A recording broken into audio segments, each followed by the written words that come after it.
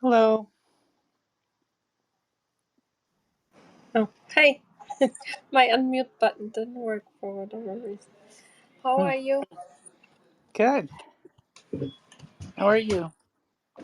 Good, good. A little bit all over the place. Hi, Frank.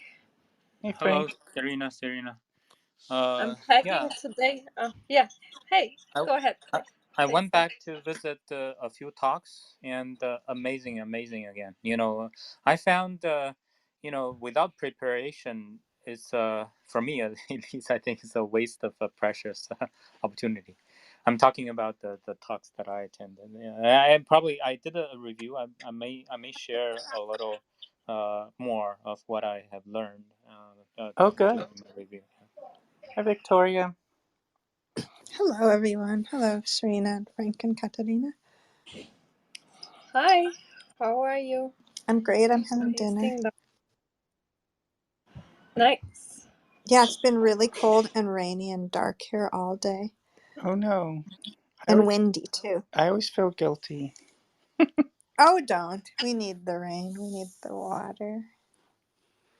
How? So I guess it was sunny and warm where you are. Yeah, it like maybe got up to 90 today. Nice pool weather. It is. I couldn't resist a little post. Hi, David. Thanks for saying hi. Hi, BA. Hi, Early, Johnny, Kelly. Hi, everyone. Thank you for coming. Thanks for saying hi in the chat. Hi, Mona. Hi, Action. Let me add some topics. So we talked about science a little bit. We talked about biology A little bit of science this week. and engineering, I would say. There's only 3 topics. There's only so much I can add. So, yeah, cool. Let me share it. So, AI I'm a little bit. inventing. Oh, go ahead. Oh, no, go ahead. You probably have stuff that's actually Oh no, relevant to I say. was just reading the title, AI inventing its own culture. I saw the link, but I didn't dive in too much, so it'd be fun to talk about. But that is a topic that comes up a lot. Yes, right? I just thought if we have time, we can do it. As a little bit because it's a Saturday room at the same time, so we kind of merging 2 rooms. Oh, Dennis, you left? Did I? No, Oh shit, that I, was I, me. I was trying to make moderator, and then I accidentally moved you to the audience, Dennis. I did that. I did that not to Dennis just now, but I did that in our last room. I moved. Oh no, in a So different room sorry. last night, and It I happens to me. apologized. Yeah, I did that too. Yeah. Oops. It It's just a happens. stage Hi dive. everybody. Sorry, it happens to me. So. Hi everybody. Hi, Jamie. So, yeah, I wanted to. Is that okay if we make a little bit of an announcement that I thought that would be cool? Jamie, wrote me a bunch of stuff, and I thought it would be really cool to actually involve the audience. So, is it okay, Jamie, if I announce it a little bit? 100%. You go for it. Yeah. So, Jamie was starting to write these summary articles about what happens in our Science Society Club during the week, and he's doing a really great job. And then he kind of said, um, "Okay, maybe also other people can be, we can text him or back in a back channel, write him a message about." After room, something significant that we thought was important to keep in mind for later, for a recap, for writing it down, like what fascinated us, whatever it is any one of us can think of. And then he would add it there as a quote and put the name there. And then I thought maybe it would be also really interesting for the audience, for people that are here coming to the guest speaker rooms, if they have some thought about the research, the scientist, something in the room that they think was important, like everyone here, all of our members. And then if it's something appropriate, like not like something inappropriate, but if it's actually related to the room and the topic and so on, we could, because we are thinking about on our website, to make a blog post also. So let me pull up our website. There we have the archives, and then we would like to put these as articles up on our website. And we could have then the comments also mentioned in the article, and then we would mention people from the audience also as contributors to this article. So if that is something, whenever you think there's something very significant that you noticed, and maybe it's a very unique perspective, we all have very unique perspectives of things, then we could mention it. So I think it would be really cool. What does everyone think? Like, feel free to comment in the to comment, or do, like, maybe our moderators, what do you guys think? Then it would be like sharing a lot of perspectives about our. So we would have a blog post of the summary, and with including contributions from audiences members that Well, want to contribute, or well, I Yeah. think yeah. Oh, sorry. Oh, go ahead, sorry, Jamie. No, I was going to say, so you know how you saw the summary already, Serena? So I was thinking, like, if we're watching, remember the one about the molecules, for instance, right? And if one that you found particularly fascinating for very chemistry reasons, right? Just one thing or two, that you thought this could be great. Because see, I can't write with the chemistry expertise that you do. So my summary notes would only ever be just like, my observations. But if you actually say, oh, this means great things for this chemical, blah, blah, blah, you put it in there and it becomes one of the things. Because, of course, if I get a note from every single one of you, at the very, very least, we've got 3 notes. If no, the room's bigger, the mods and everything are bigger. There's like 5, 6, 7 summary. That's a lot of summary notes, but each person's got their own flavour. Serena, you've got your own perspective. Katerina, Victoria, Dennis, you've all got your own perspectives. And that actually allows for a lot more flavouring in our little summaries, And then bring it to the audience if they were there at the time, they had their own ideas or their comments, or if they even offered a constructive suggestion that the speaker really liked, that could actually go in the review. And it could be the blog post, and it can be brought up here in the summaries. You understand? You know what I mean? Yeah, that sounds. yeah, Sorry, that's. Serena, go ahead. Mm-hmm. Yeah. I was just going to say, because Frank was just saying a little while ago, he went back and tended some of the rooms and did some deeper dives, and it would be nice to have a place to capture that. Yeah, what do you think, Frank? Yeah, I mean I definitely second that during the group meeting, right? So I read the the summary, Jamie, so nicely done. I found that's definitely fitting for some sort of the format Katerina just mentioned, the blog chat or whatever. I can like. Think of what is the best format, but I think something along that line on the homepage to basically magnify the. I mean, again, I earlier I just made shared the feeling that it's great that Karina and the others invited these very forerunning.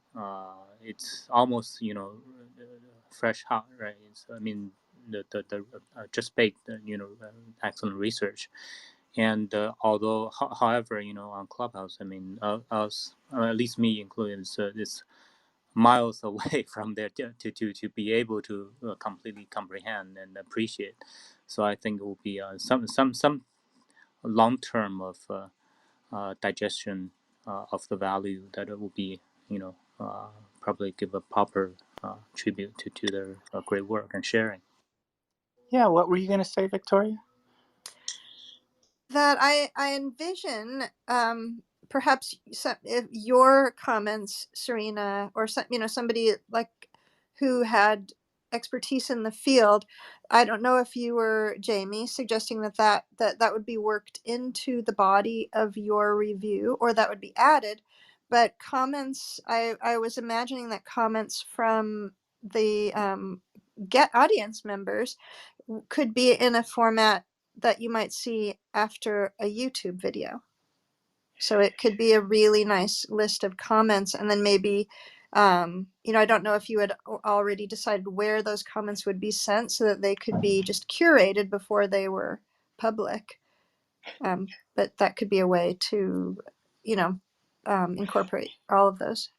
My thinking was this: if you saw the document that I've got here, and you see I've got summary notes, and that's what I was making, like all of us would be putting notes in the summary notes, right? That would be for us. That would be because that's our observations as the team, and that's where people will get their recaps for. So if Serena happens to have a particularly chemistry type thought or remark, that's one of the summary notes that we'll bring up in the summary meeting. And Victoria, if you've got your own unique perspective on any of that, you put it in for whatever reason. And now after those parts, I then had the question section where I actually gave a couple of examples of some questions, good ones that were asked. And that again, that's all part of the review. Everyone could do that. And then underneath that part, it'll be something like audience comments or audience remarks or notable things from the audience under that. That was my general envision, but everything is subject for discussion and change if it doesn't seem to be suitable that way. I do have some other ideas that I dropped to Katerina before, but I won't discuss them here, Katerina. Is that cool? We'll discuss them later at a team meeting for like evolution of that. Yeah, we can Yeah. the stuff later. But yeah, I want to encourage people that come to our rooms, and if they have something they think it's really important to share related to our guest speaker event, please feel free to message us, and if we put it in the summary article, we make sure to mention your name, that you contributed to this end product blog post. So feel free to do so, and you will for sure be mentioned if if it gets incorporated in the article. So yeah, cool. And this is actually the YouTube, because Victoria just mentioned YouTube channel. This is our YouTube channel. It's just the recordings that you find on Clubhouse as the same recording, just on YouTube. So anyways, okay, shall we start with the actually summarizing what we talked about? So the first room on Monday was Dr. O'Neill's room, and let me find now the link again to his presentation. Let me switch the link. So he talked about non-coding DNA. I'm so sorry. Rachel talked about Dr. Rachel O'Neill. She is the director at the Institute for System Genomics, and of the Center for Genome Innovation, and professors for genetics and genomics at UConn Health. And she talked about the project that they now managed to decipher the whole genome, including the non-coding DNA of a human.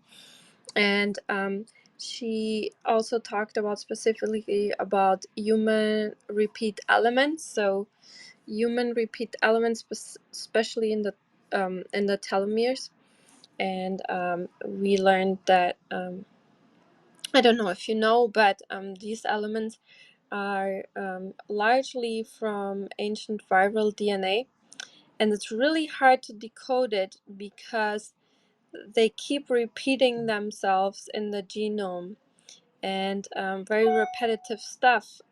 It's hard to recognize it, that it's actually repeated again and again and again. So the last 8% were actually quite hard to decode. And it's hypothesized, like for the bigger picture here, why these are so important, and we discussed this a little bit in later on in the Q&A, is that these repeat elements are very active, for example, when our organism is really stressed out, like when we are under really high stress, traumatic events, or scarcity, and so on. These repeat elements become very active because the cell and the body has other stuff to do than inhibiting them, because that's what our cells need to do. They have to inhibit the activity of this ancient viral DNA so they cannot do real damage. And they become really active, and it's hypothesized that they can also help with coping mechanisms, um, but they then in these situations have an opportunity to replicate themselves and make more and more copies of themselves in the DNA. And it's hypothesized that these are the underlying mechanisms of epigenetic mechanisms, where we pass things like famine and so on to the next generation, and then the next generation has long-term outcomes like schizophrenia or cardiovascular higher risk. In some cases, depending on the age and what time of development, also lower risk. So yeah, we have a hard time decoding them, but we are very curious what we can learn in the future by completely knowing where they are, how many of them we have, what the coding is, and then we can maybe find out how vulnerable different people are to different diseases and to different stress factors. So I think it's really important work, but please, everyone, comment what you thought was really great about this.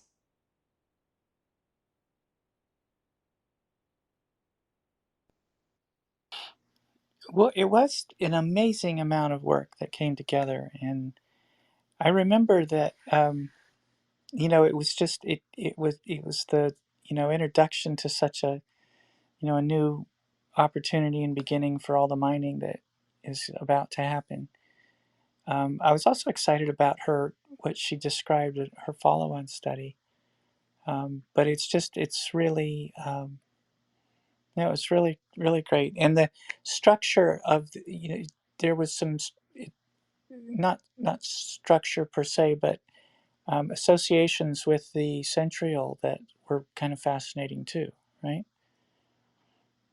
That these repeats, and I can't quite remember it, but there was some associations with the centriole that I thought was a little fascinating.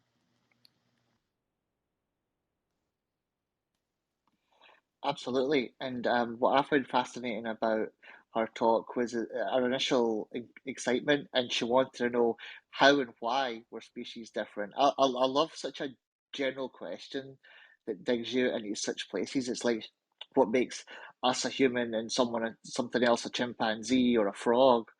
Like, what biological mechanisms are separating them, and what they're becoming. I love that stuff. That just fascinates me.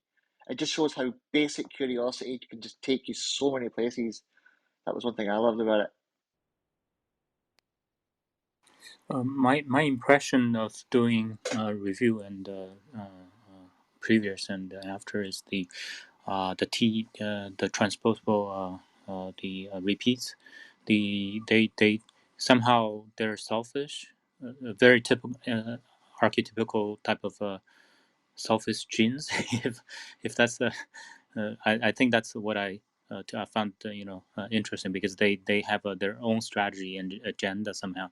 And also that, as Jamie mentioned, the author that the researcher shared some insights on it's very interesting to learn that these repeats the way they transpose, and they somehow is the deciding factor of speciation at the, from say primates and us, and even higher up to the Luca or something. Yeah, so I just found that there's some sort of a mapping between these the lens or something. This yeah. Also, that's where the innovation happens in terms of mutation.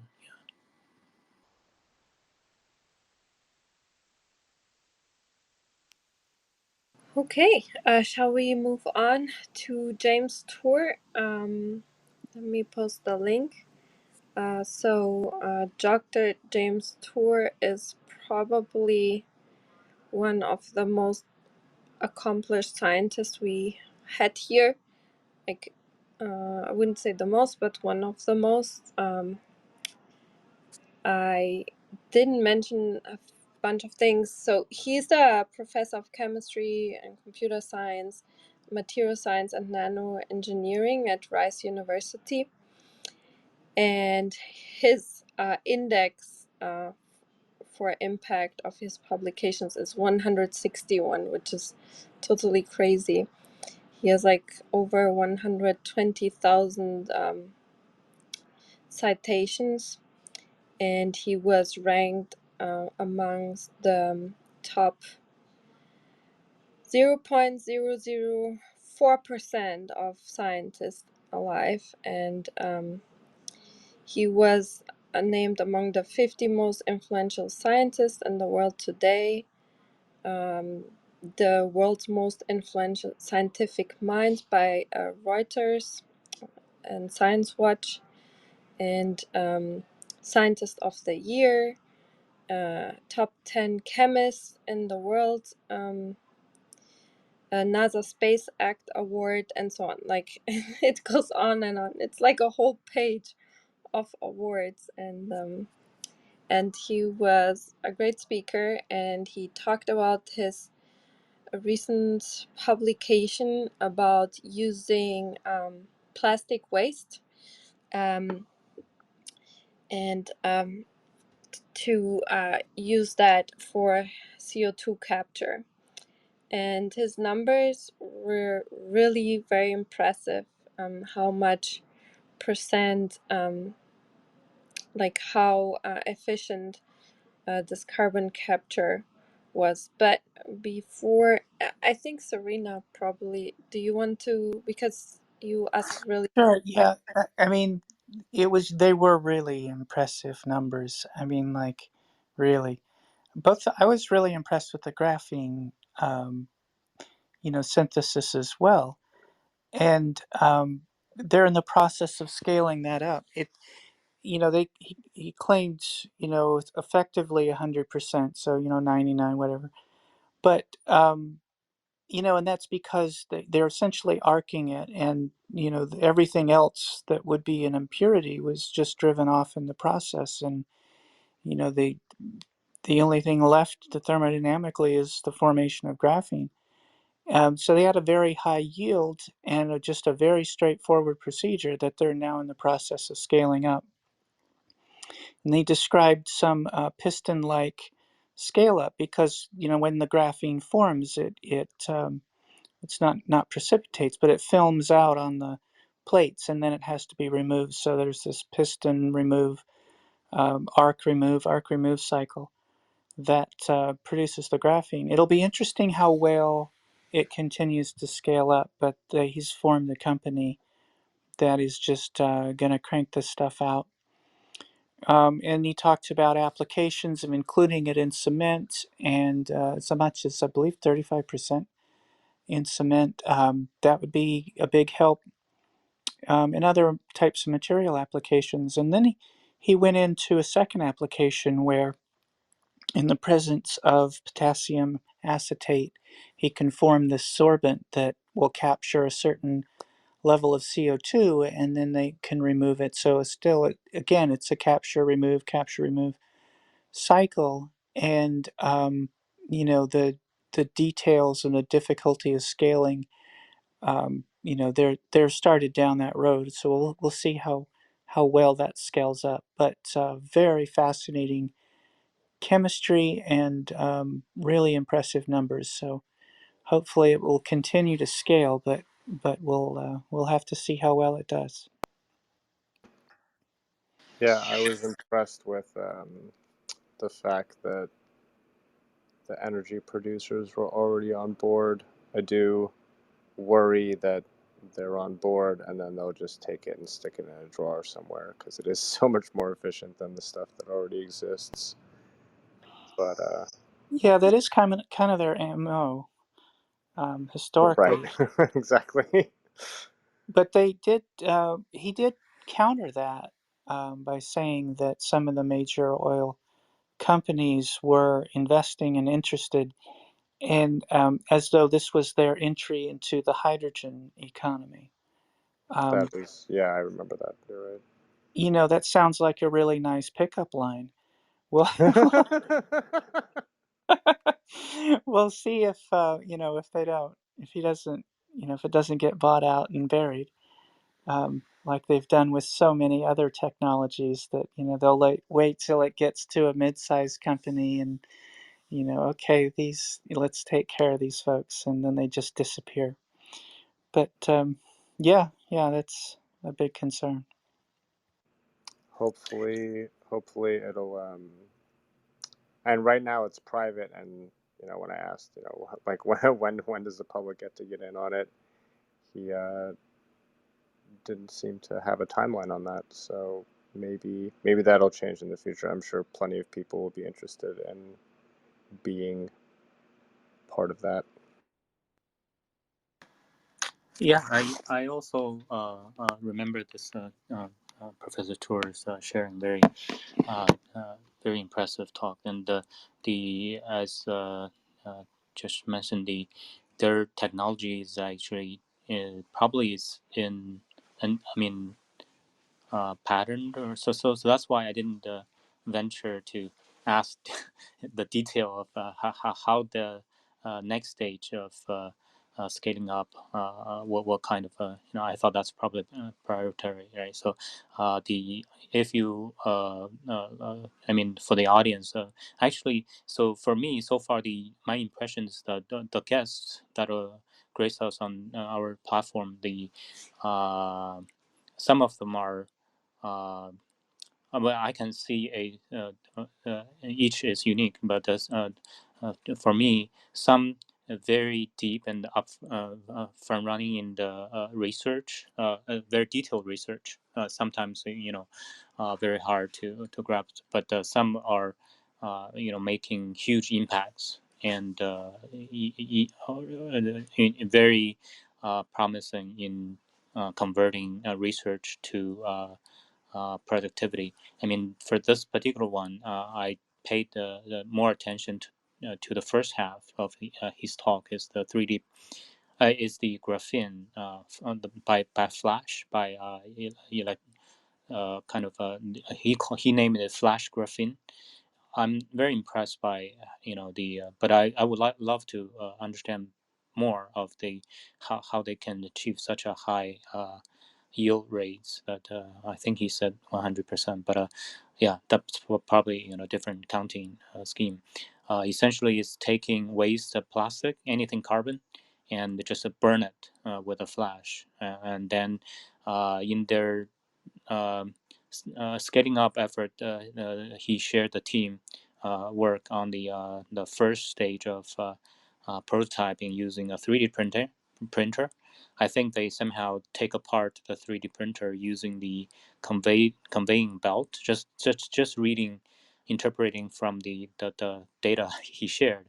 There has, as Serene mentioned, they have this tube, and there's a conveyor, automatic kind of supplying the material, and then the timing of the flash is such that they allow them to do the.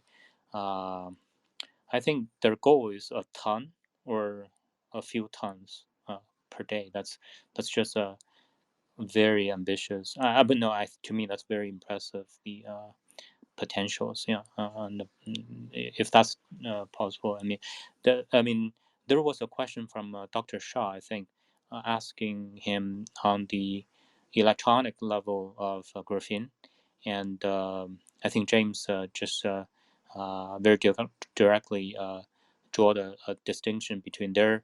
It's more of industrial level applications, other than the electronic, which is probably require more uh, larger area of graphene, and maybe single layer even. I don't know, but for this process, it's the end product is very good for bulk use, like concrete enhancement. They show figure of mechanics experiments on the tensile and the compression enhancement in their mechanics experiments.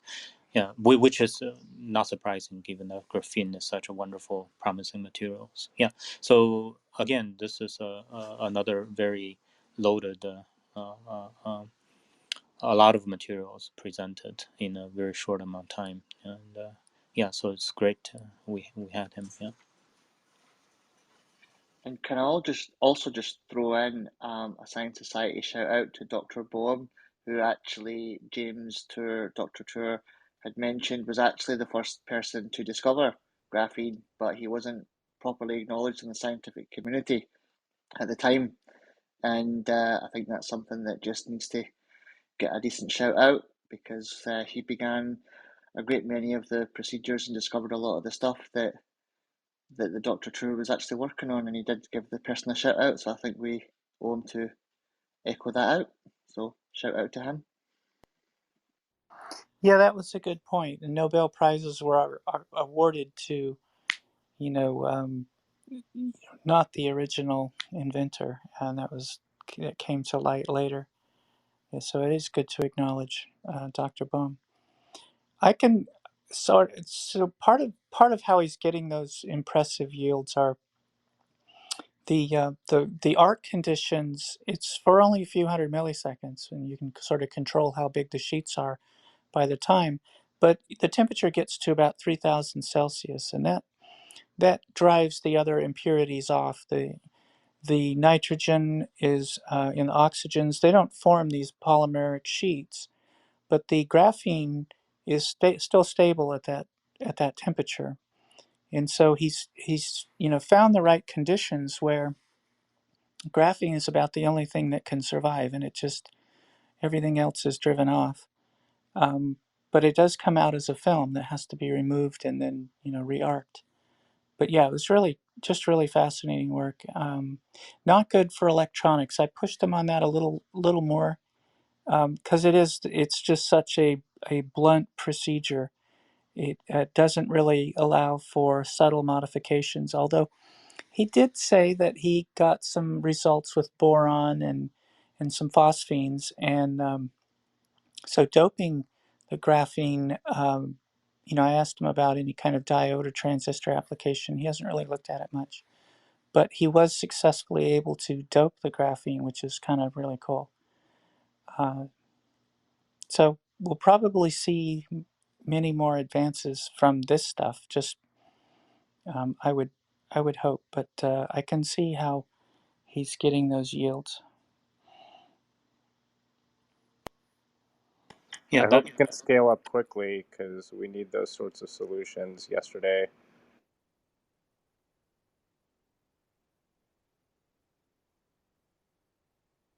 Go ahead, Frank.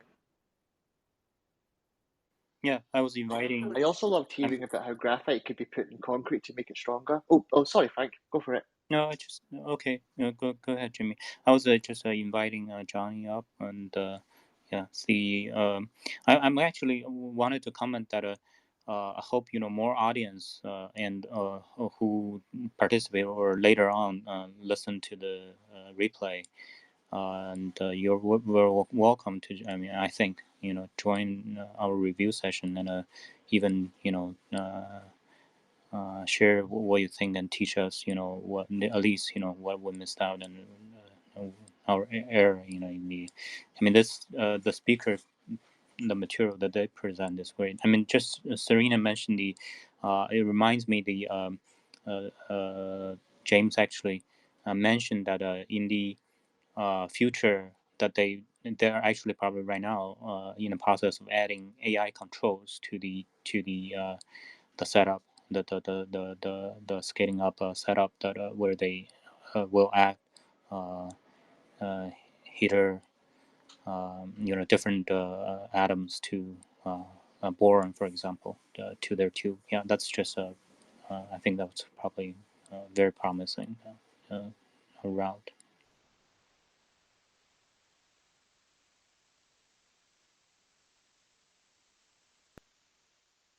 Johnny, did you have comments on this talk? I didn't see the talk, but I was just interested about the doping graphene. I mean, what kind of properties were obtained by doping it? Because usually you dope a semiconductor to increase its conductivity, but I think graphene already conducts. So I mean, is that to just modify some property of electron transport in the material, or?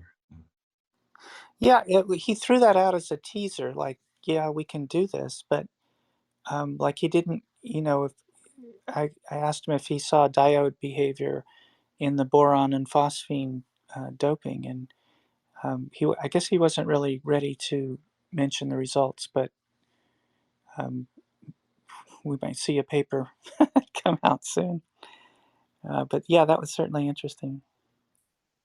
Yeah, I mean, graphene definitely has a lot of potential, and people have been looking at it for technological applications for almost 2 decades now, since it was first synthesized, or since they first found a way to effectively synthesize it.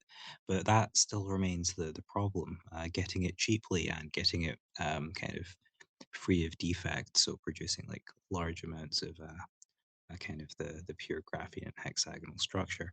And the other thing is, yeah, semiconducting properties. It's so far been very difficult to construct any devices like a transistor with it. But I think people are looking at like some other 2D materials and layering them up. So like there's this current buzzword, transition metal dichalcogenides, Oh yeah, yeah. which I think we had a talk on those too earlier in the previous week. But that was his big breakthrough was the cost. He claims he can do graphene. This method at about $25 a ton, and current retail rates are about 50,000 to 60,000 a ton. So he even made the bold sort of half joke to short those companies. um, because this method is just so cheap. Um, yeah, we'll see. We should expect a very different graphene market if those claims are real soon. Right, and he also mentioned what I loved was the graphite. Loads of things could be turned into graphite, and then they could be used to make other things. Which, when other things were used and broken, they could be turned back into graphite again and turned into something else. And he mentioned every time it was doing this, it wasn't even recycling; it was he called it upcycling, because every time he does this, every time it's turned into graphite, it's taken a bit more CO2 out of everything, and it's cheap and it's easy to do, and so replacing products becomes cheaper, and just a like a cycle, but an upwards one rather than a downwards one. That was incredible. Really, really incredible. Well, it's true that, I mean, it's because you're raising it to that 3,000 degrees Celsius, you know, everything else just gets driven off. And so you have a very pure graphene. And, you know, that it does prevent that carbon from going off as CO2. And so it does effectively capture and sequester that carbon because graphene is very stable on long time scales. And putting it in concrete, and you know that's an effective sequester. So it We does have start those to properties. rebuild. Oh, sorry, I'm just going to say we start to rebuild and remake our civilization based on the pollution that we had previously made. Isn't that hilarious? Sorry, carry on, please.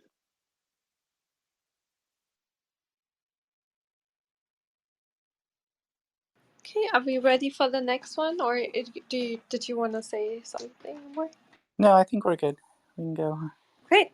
So next was Dr. Morrissey. He had the early morning room here. He is a professor of vascular medicine and cell and development biology, director of the Penn Center for Pulmonary Biology. So he's an MD, PhD, and his work was really amazing. So basically, he discovered a new type of cell in the lungs and how they can or could contribute to in the future for regeneration and healing lungs and finding ways to detect and even reverse lung disease of COPD, which is the most common one, and it's predicted by the World Health Organization that it will become one of the leading causes of death in the world, which is also because of higher rates of pollution in different countries and so on. So COPD is a really high, contributes to a high mortality around the world. So lungs in general are pretty regenerative organs. They in general regenerate pretty well.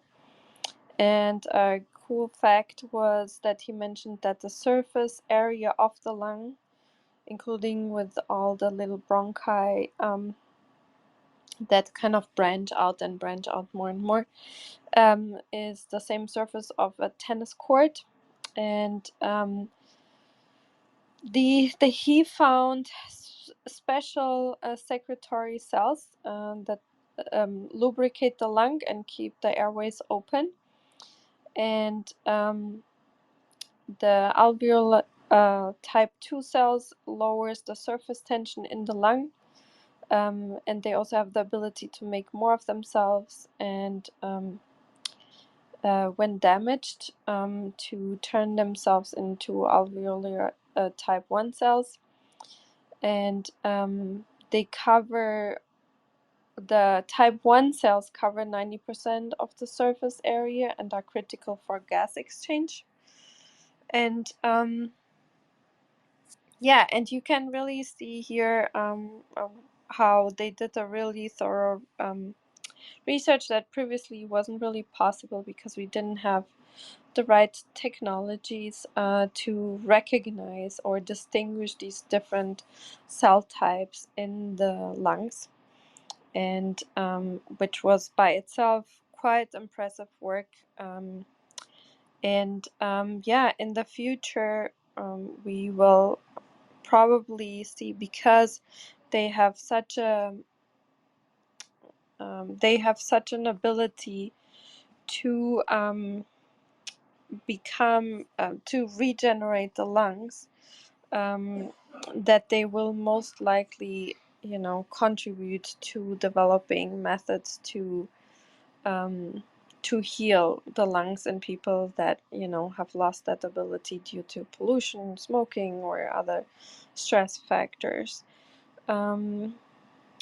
It's a really great really breakthrough for people that have chronic lung disorders. And and because these cells are so important for gas exchange, it will be it's really promising in the future what we will be able to do with this gained knowledge. So for now, it's basically characterization of these cells and see what the gene expression patterns are, and that they have these regenerative characteristics. And now next is to basically see how they are affected when different stress factors come along, such as smoking, pollution, cancer, and so on.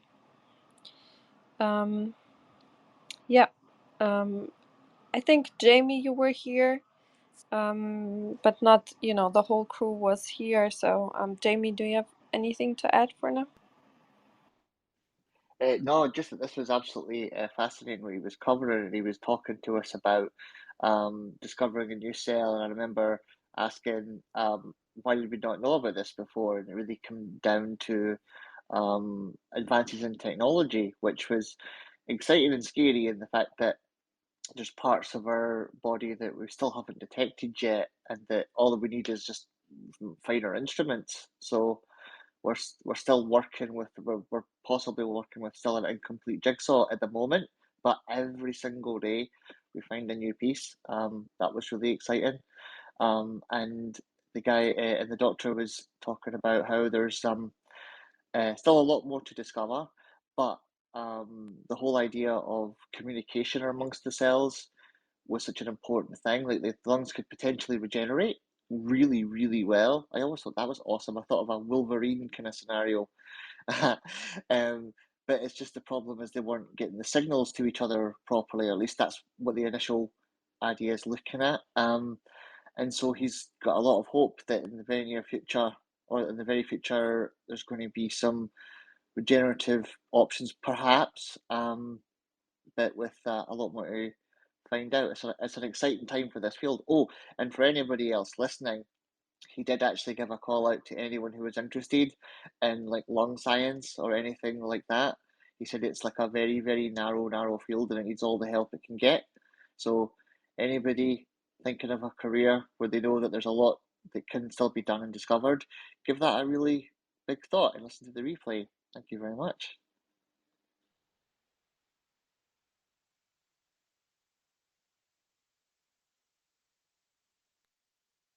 Okay, if there's nothing more to add, let's move on to the next talk we had with Dr. Brad McGuire. He is a researcher at MIT, and let me pull up the link. It was the space room, which was a lot of fun. I think he was a really fun guest speaker to have here. He was awesome. He was He- really nice. They were all really nice, but he was also like incredibly nice. He's one of the best type of for platform. By the way, Dr. Chen is Dr. before Dr. McGuire. Dr. Chang. Let me check the schedule again. No, McGuire is first, and then Dr. Chang. I don't know which room I think it was last week. No, the room you mean was a Saturday. Molecular orbit something, that one? Oh, that was on Saturday. Yeah. Yeah, we covered that. Covered that on the Monday summary, yeah. Mm-hmm. I see. This one was really cool in that there's just so many of these really, it's interesting about these polyaromatic hydrocarbons. The hydrogen's just on the edge. If these extend, you end up with graphene in many cases. So it's interesting that we just find these things in space, and it's another statement about how stable they are, that they'll just form under those conditions. But in some sense, they can form in the warm parts of stars, but there's other mechanisms out there that they can just form in these really cold conditions. But we keep finding them. In some cases, we find them by their rotational spectra. So that was actually a cool twist. They're going to get some early data out of the James Webb Space Telescope, but that's going to be in the infrared region. And I was going to ask him a little more about that, but I didn't get a chance. But that'll be some interesting. I mean, they'll have to revise their methodology for detecting them, but it'll be so much more sensitive. So we may find even more. But it was fascinating to see that there's just so many of these molecules that we wouldn't expect to see in space, but they form in space just fine. And so that was really cool. And when he mentioned that 90% of the molecules were detected on their rotation, not their vibration, the fact that even both of those things are what we're using to detect molecules in space kind of blew my mind. It's like they have to move or spin or vibrate or something for us to even tell they're there. That is so wild. Yeah, Well, so yeah, just should we first give like a summary? We are diving right. I mean, for people that weren't here, what the what the science is about. Oh, beg your pardon. Like so yeah, so what this group of, which is a quite big group of scientists, they discovered really vast, previously unknown reservoir of new aromatic materials in cold, dark molecular cloud by detecting individual polycyclic aromatic hydrocarbon molecules in the interstellar medium, and done for the first time. And this will, like, the bigger picture of this is answering how and where this molecules formed in space, and this could give us insights on basically how, yeah, as I said, how are these molecules formed and how are even stars formed. So it's kind of the birthplace, if you want to see it that way, your birthplace of stars. So yeah, I just wanted to give like a very short overview. And then the project named the project Gotham, or Green Bank Telescope, GBT observations, and for hunting aromatic molecules. And they, as I said, they were found in cold, dark clouds where stars haven't even formed yet, but these molecules have formed already, so they are probably part of the birthing of stars. So I thought that was very pretty. Yeah, the Uh, Stellar Nurseries. His presentation was very well told. It was a fantastic overview of the field of astrochemistry, and the visual presentation, the slide deck was equally impressive. He can save any astronomy 101 person about a month's worth of lecture materials if you just go listen to his presentation. It was really great. And Stellar Nursery is one of my favorite words, and he used it quite a couple times. I highly recommend that for any space enthusiast. Go back and listen to that one. It was really good. yeah, I wanted to say. I mean, Tennessee said exactly that thing that I found I'm sorry. fascinating. That yeah, I mean, Brad is the type of scientist, very friendly to the general public. I mean, in terms of, I actually did a little Google. He is very he has a large presence on the internet and sharing the material and preparing for the material. I remember he shared a website, right? So that's where we can download the PPT So if you go to the replay, and Brad share a link where you can direct and with transcript, by the way, where he put not only the slides and also the the words that he and transcription basically.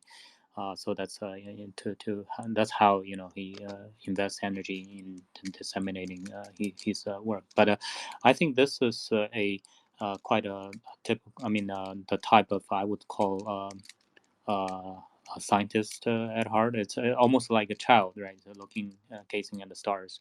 So the his talk is, I mean, the slides is so wonderfully prepared. It's I recognize a Batman kind of kind of what do you cartoon or icon, in the like Karina mentioned that they take signals, infrared signals, because other band will be blocked by the Earth atmosphere. So only that particular, I mean, a narrow band of they call D band or something, C band or D band, I forgot. Yeah, so with that they can. K band. Okay, K band. Okay, thank you. And then from the TMC, Torus Molecular Cloud, they're able to. I think that they are one of the first to see among the 200 something molecules so far. He mentioned there's almost an exponential growth of the number of molecules that we are able to detect, to discover from the space. I think it's 2001 or 2010. I forgot. 2001 maybe. That's the time the benzene molecule is first detected, which is challenging because benzene is a very symmetrical, has a high, it's low or high, whatever. So it's a very in terms of symmetry, it's high. It's there isn't asymmetry, right? So it's the six. So that's hard to detect it, using infrared, because you don't have a. There's nothing for it to bounce off of. Yeah. Right. So in order to, so then their strategy is to observe something, say a compound of benzene, say in their case it's benzene nitride,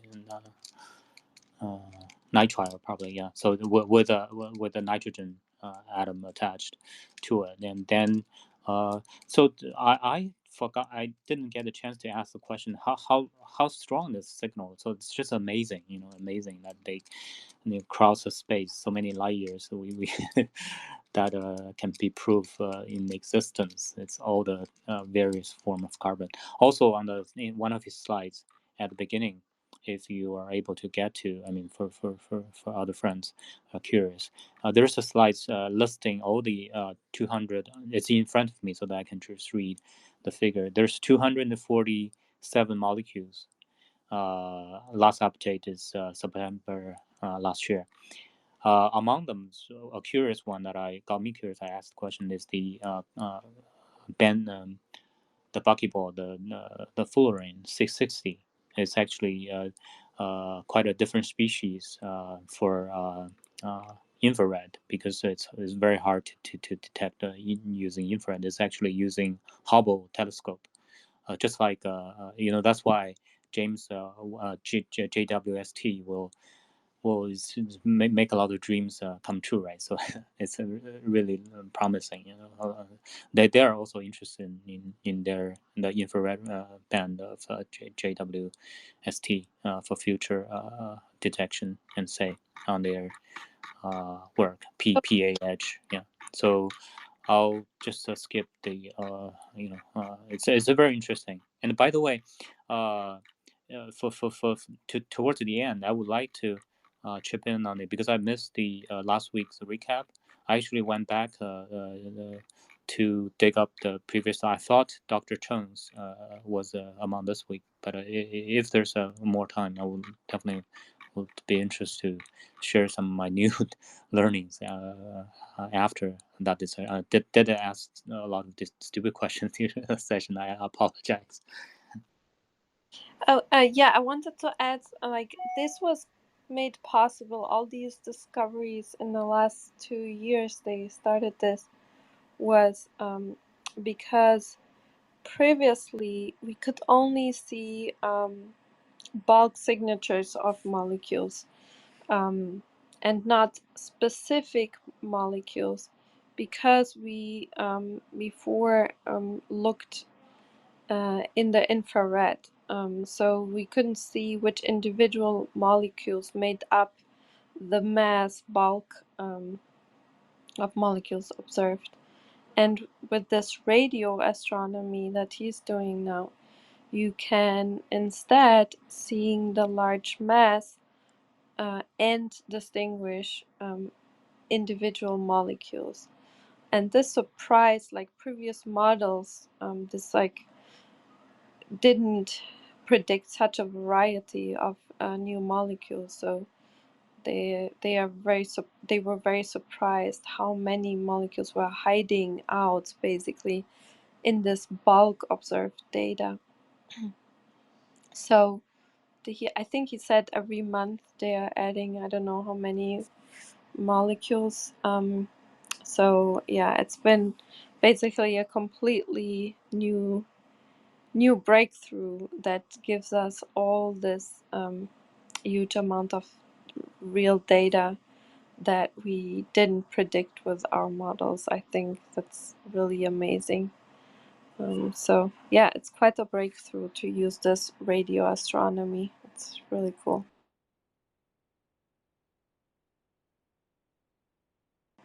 Okay, and then we had our Friday room where we had Dr.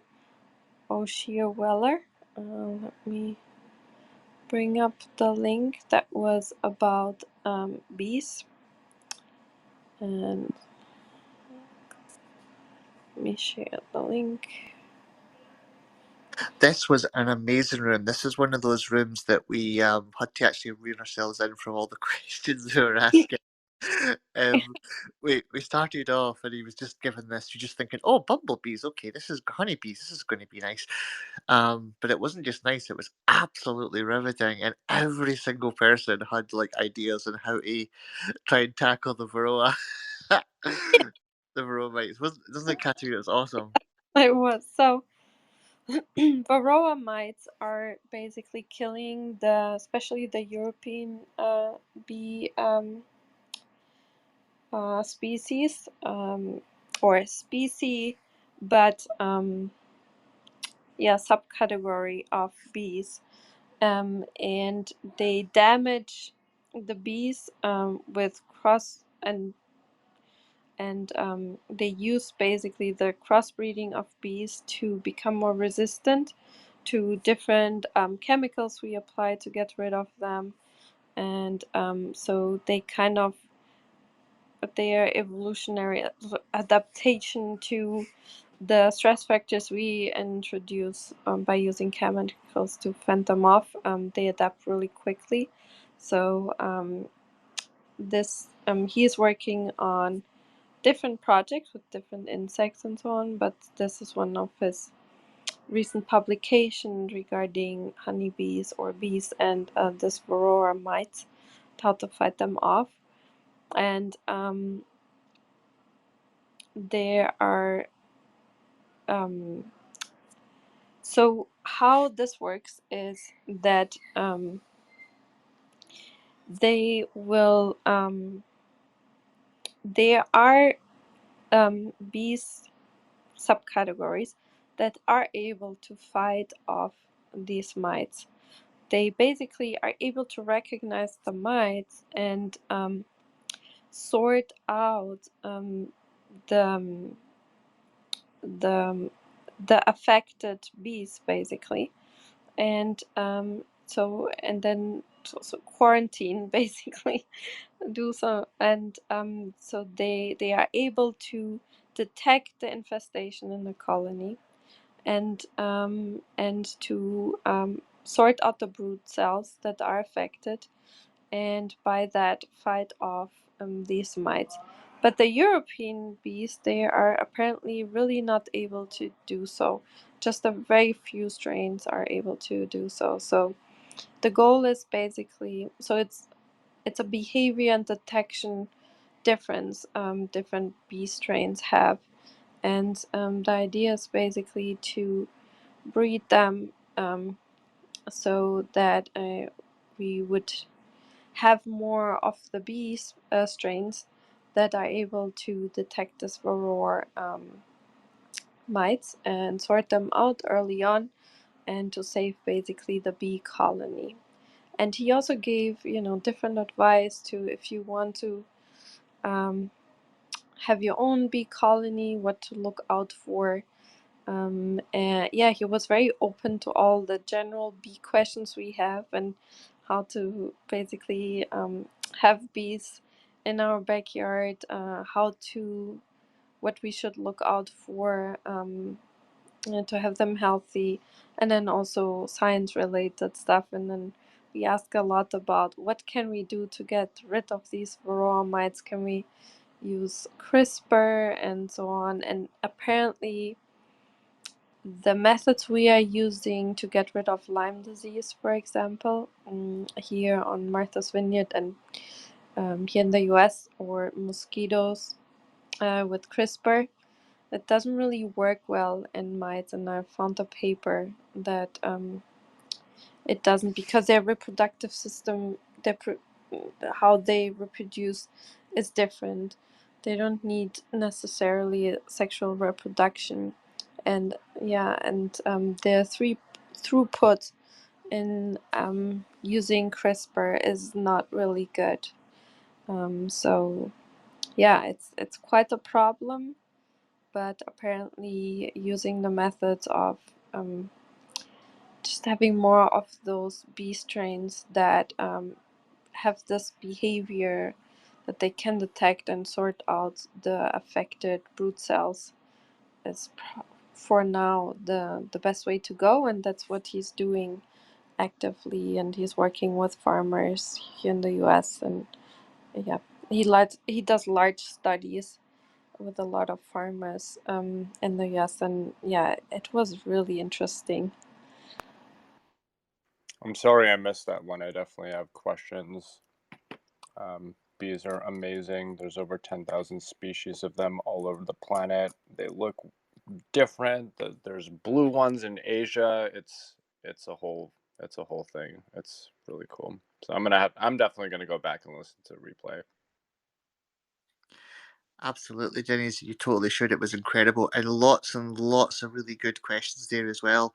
Like, I actually loved it when he told us that one of the ways they check for how bad an infestation is they took a sample of the colony, and if you put powdered sugar on them, it like makes the varroa. I wasn't sure if it killed them or it makes them just drop off, but it says then you count the varroa mites that drop off, and that way you can get a sampling of how bad they're in your colony, and then you just put the bees back amongst their friends, where the bees will tend to like lick them off the powdered sugar.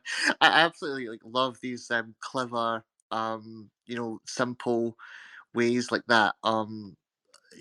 Simple solutions you don't think about, of using the stuff around about us in a very simple way without fancy chemical working. Just get some powdered sugar, throw in a wee bit of your bee colony, boom, the varroa drop off. I just love that. Okay, that's me done. Well, it was interesting that he had a really nice presentation style, and he really well, we were already kind of won over with bees, but the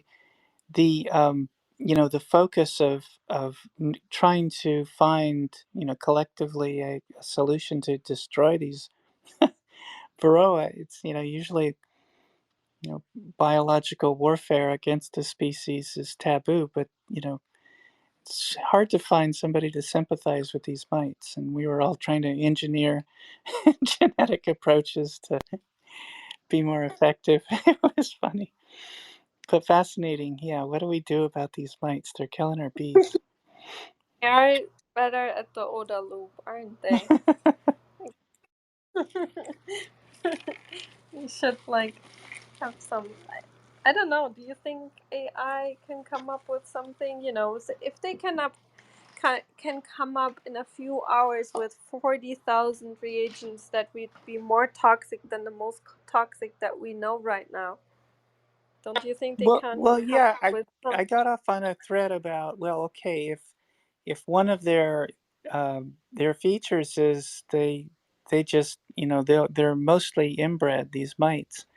Um, you know, could there be introductions of genes that uh, leverage that fact, and it actually takes the accumulation of these genes, so you know, you'd have several generations, but if you'd end up with combinations of these things, you'd no longer be viable, but there'd be time for those genes to spread. You know, it's just like, what do we do about these things? We got to do something. Or, you know, we could maybe just like start making sure that the planet is not overheating, and then these organisms would be less resilient.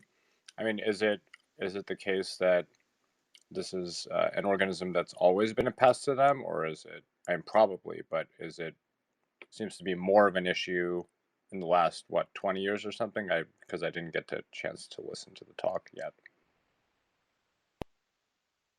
Well, it's probably, I'm sure the climate change isn't helping, but there's probably several factors here. I think these mites were, you know, always a pest. I don't know what the history of these mites are. Why is it just a problem now? But yeah, it's interesting that some of these strains can at least detect them, and if they're detected, they, you know, the colony can address them. But a lot of the bees, they can't even tell that the mites are crawling all over them. So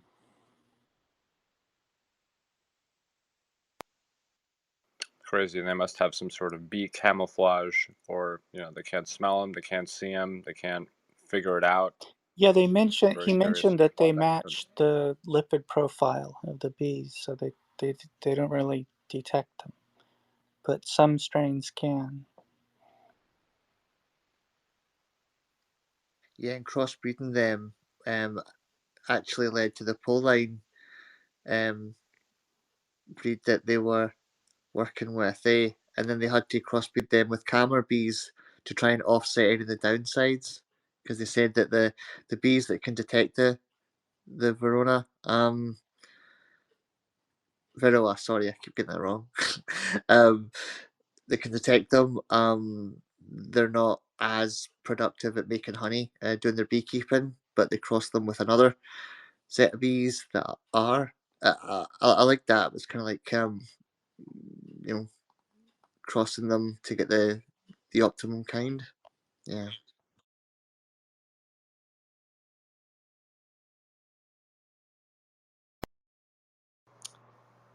Yeah, yeah, that was the week for for guest speakers events we had this week. I'm not sure if you want to add something to our guest speakers recapturing summary. Anyone? Yeah, if I may, I would like just add some reflections on Dr. Chen's talk. The Sherry Li Xue Cheng, the Miller's Group. The title she shared with us with a PhD, with a PPT, is the Accurate and Transferable Molecular Orbital-Based Machine Learning. In short, it's MOB-ML for molecular modeling. So so after going back, I just did more digging, and I searched the group's leader, Thomas Miller.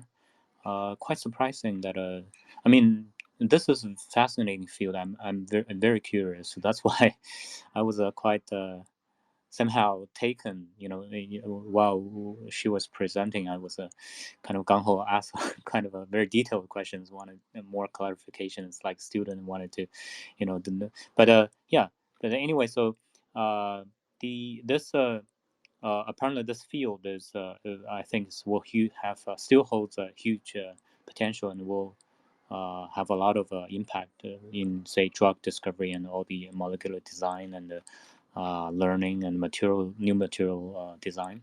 So quantum chemistry. So Thomas Miller was a professor at Caltech, but I just realized that he recently left Caltech for a startup doing exactly the taking the research to the field to make it a viable product.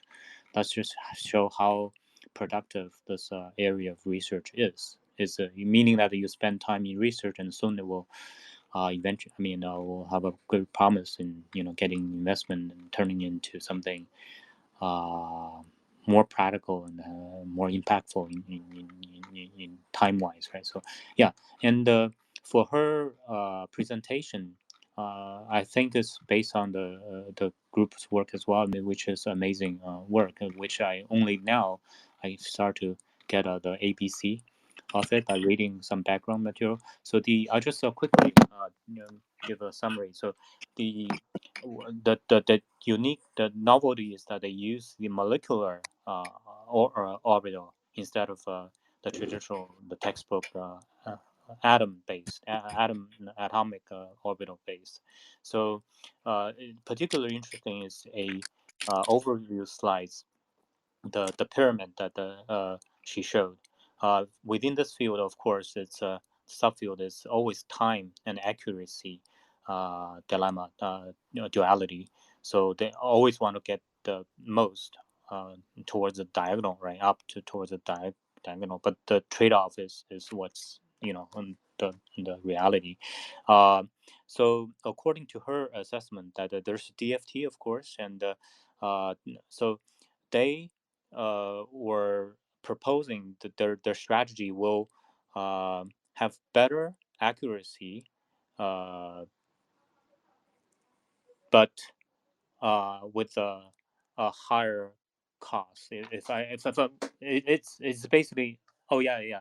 So they were basically a modest goal is the at the cost, at the heart at a higher cost, but with more accuracy. That's what they their objectives is. It's not like they say they can do everything the best, right? So yeah, so the apparently their strategy will be able to get will utilize the Gaussian mixture model and all that clustering technique in terms of machine learning.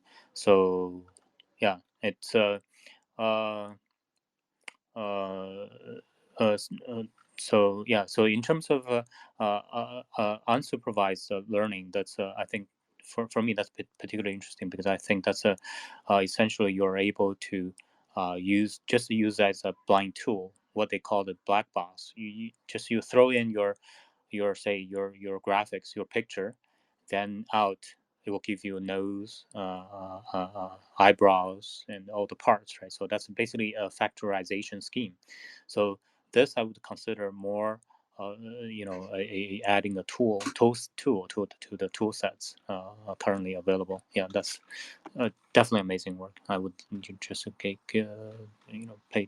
more tribute to what I probably didn't do fairly to the Dr. Chen at the day. Yeah. Thank you for allowing me to share.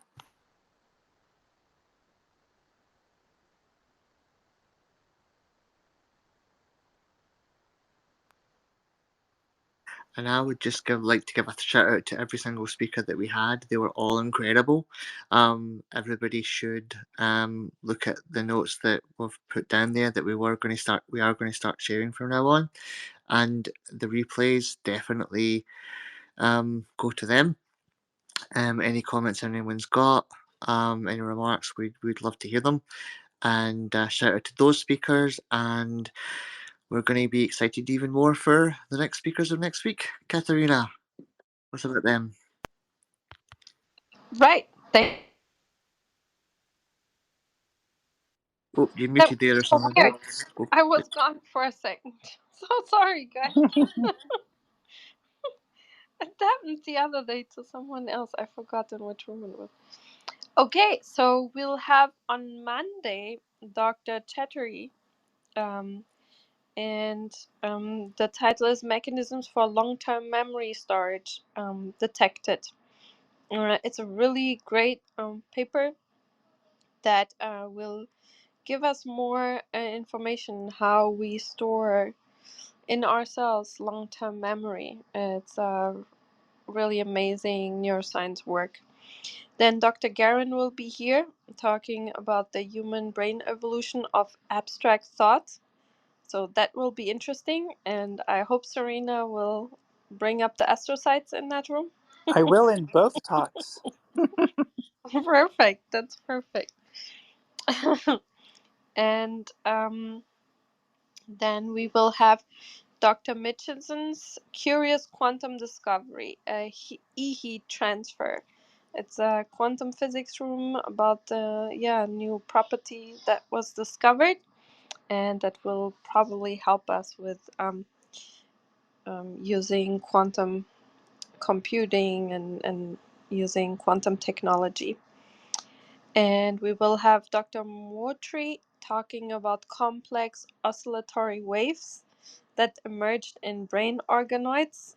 Thanks to Serena, she asked me to invite the guest speaker, and yeah, we will Oh, have. great.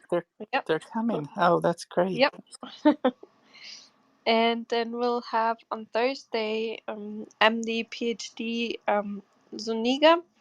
She will talk about Alzheimer's tautopies, that they depend on RNA surveillance. So this will be really interesting talk about underlying mechanisms and gene expression that contribute to Alzheimer's disease. It's a really detailed mechanism that was discovered there, and I think it's really interesting. And then on Friday we'll have Dr. Henry and how they developed a thermovoltaic system with a efficacy of 40%, which is really high. So I'm looking forward to that too. So it will be another amazing week, and please all come. It's I think all of them are really interesting, and looking forward to another very interesting week ahead. Looking forward to it. Yeah. Thank you, Katerina, and the team. Yeah, that's great work. Yeah, thank you. Yeah. Yeah, great lineup. Thanks. It's going to be exciting. Astrocytes. Yay! Yay, I'm looking forward to it. This is going to be amazing. Thanks very much for getting all these in line for us, Katerina. Yeah, sure. If you have suggestions on who to invite or which research would be really interesting, and you always wanted to try to talk with that researcher, you're a big fan, we'll try, if it's in line of what, what we talk about here, which is in general science. So, we'll try, to make it happen. So feel free to ask.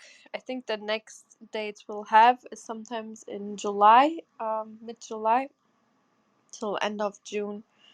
We are pretty booked out, and then we'll have the first 2 weeks of July. I'm not too available, but then after we can invite guest speakers again. So yeah, if you have people you're a big fan of a scientist, feel free to ask us, and we'll try to invite them. And Okay. yeah. Oh, I was just going to say another great week ahead of us. So Exactly. Do we still want to discuss that AI article? Are we? I was wondering, are we going to like end this review room now and open up a round table one? It's kind of in the title today, so I'm not sure if we go and close and open again. It would be cleaner that way, but we can obviously do it whatever way. Yeah. but it's in the title. Yeah, I feel like it's in the title. It's a Saturday, and Here. yeah, it's a Saturday. Come on, it's weekend. Okay, let's go through it. So AI inventing its own culture. What was there? What was your take on this? So this is pretty interesting. So it discusses about what sociologists think about what is going on. So algorithms are influenced, of course, by humans and human culture because we come up with them. But a new study showed that humans, of course, also learn from these AI systems and we pass them on to other humans. And this then, in turn, influences then the wider human culture, which I think is really interesting. 1 second, if somebody else could, I need a minute. Well, okay, I'll start responding before you. But it's not as though all these AIs are talking amongst themselves and this and that. Sure it's impacting how we what information we see and what we to some extent what we think about it, just in terms of it being so prevalent. But I think the title's a little sensational, but because culture is a loaded term. I mean, are these AIs reproducing and passing, what they learn down to their kids and stuff? I mean, I suppose you could make a case with training and things, but um, Yeah, I anyway. agree. The title has a lot of heavy loaded keywords, which leads to me very eye catching is AI and culture and sociology. That's just those words where I think my life, which unfortunately I now looking back have with a lot of regrets. But anyway, so philosophy and sociology, economics. Now I'm rushing back to where I was educated as an engineer and scientist. So anyway. Well, in one sense, it's giving AI too much credit because the contemporary deep learning approaches, they don't really generalize very well. They've trained to do certain things that we wanted them to do, and we assign the reward functions, and we decide what's put into production and what's the most influential aspect to culture that these things are going to do. They're not really doing that themselves. So it's really more of what we're doing to ourselves. I would argue. Well, And Vice is go very ahead. good at clickbait titles. I'd be curious I haven't read this yet, but I'd be curious if they examined supervised or unsupervised and what the mix was, being a sociologist myself. Yeah, it's unfortunate the titles that would make it the most eye-catching are the ones that are most like almost misleading and that is open to misinterpretation. Um, when it's not like entirely untrue, which is how these things work, right? Like there's not entirely false in the fact that some things are affecting something in some kind of grander way, but that's not the same as like advanced civilizations and cultures and stuff that you think about with these things. They're not. There's not like a little nano Napoleon or anything like that passing down his culture to his brethren and stuff like that.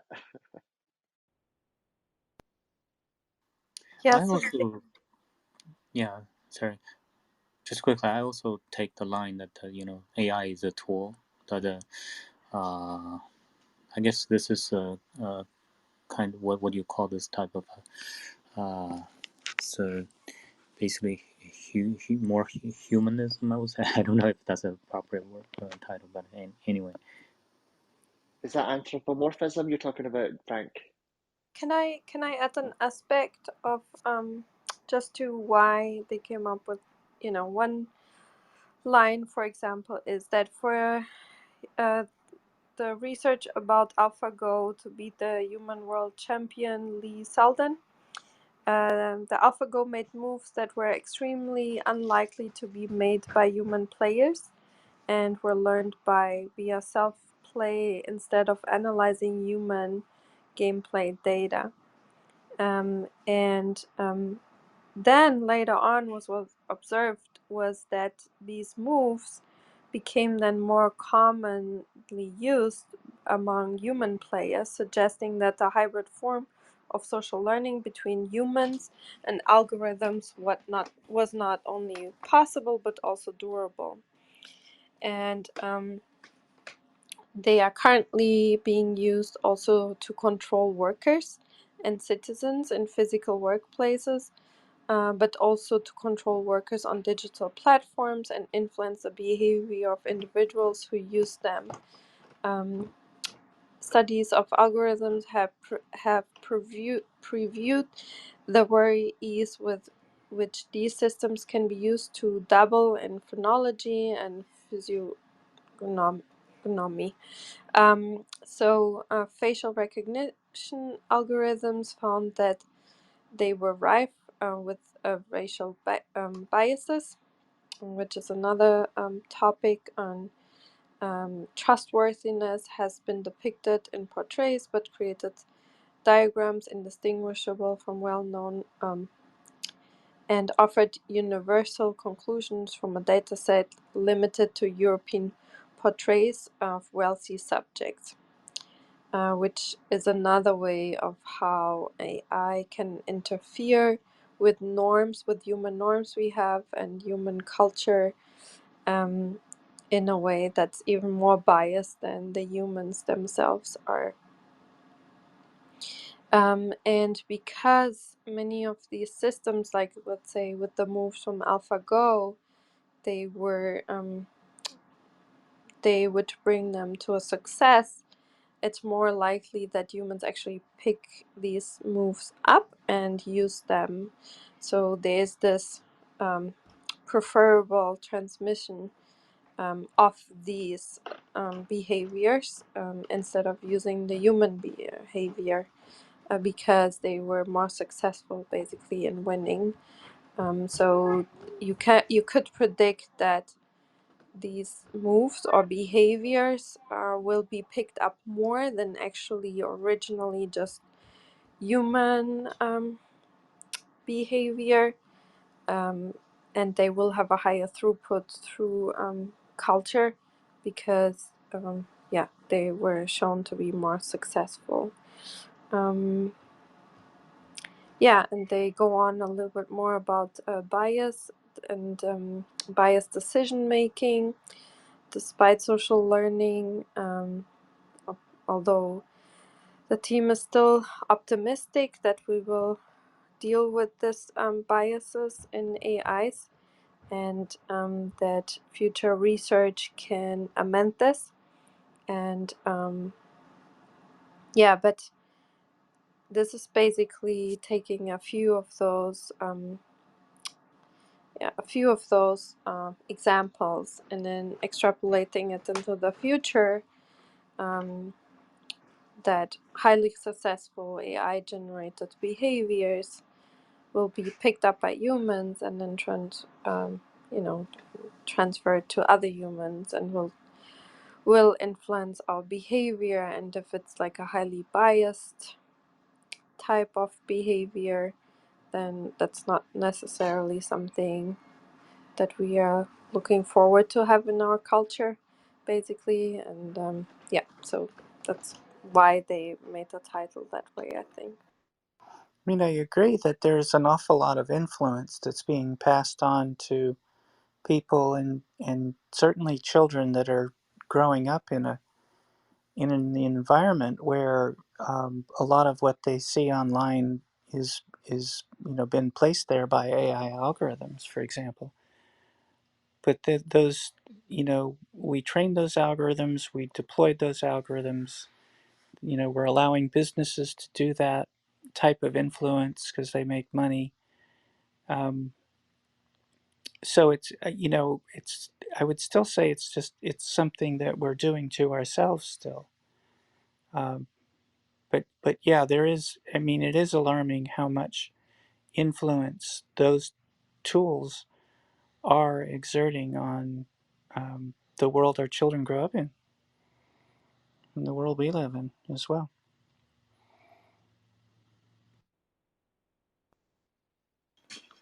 It's interesting. It's it's been brought up many times. It's a lot of the typical AI biases, and it's interesting because of the assumptions and the goals of what's happening, and obviously the social impact, as we mentioned, to children, especially because they're not little adults. These companies know exactly what they're doing.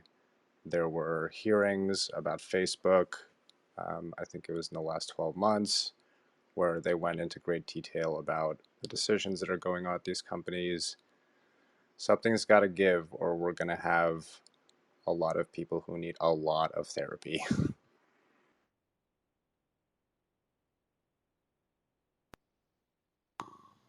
Mark, welcome to the stage. I see GPT-3 in your profile. Haven't Yes, the GPT-3 Society is 3 members away from 700 what do members. you think about this article? I thought it was a little muddled in its approach, but I think that people are going to borrow moves of all kinds from AI that they see working, and it's incumbent upon us to remove bias from AI models in order to enhance the non-biased nature of the social behaviors that humans are going to be learning from AIs.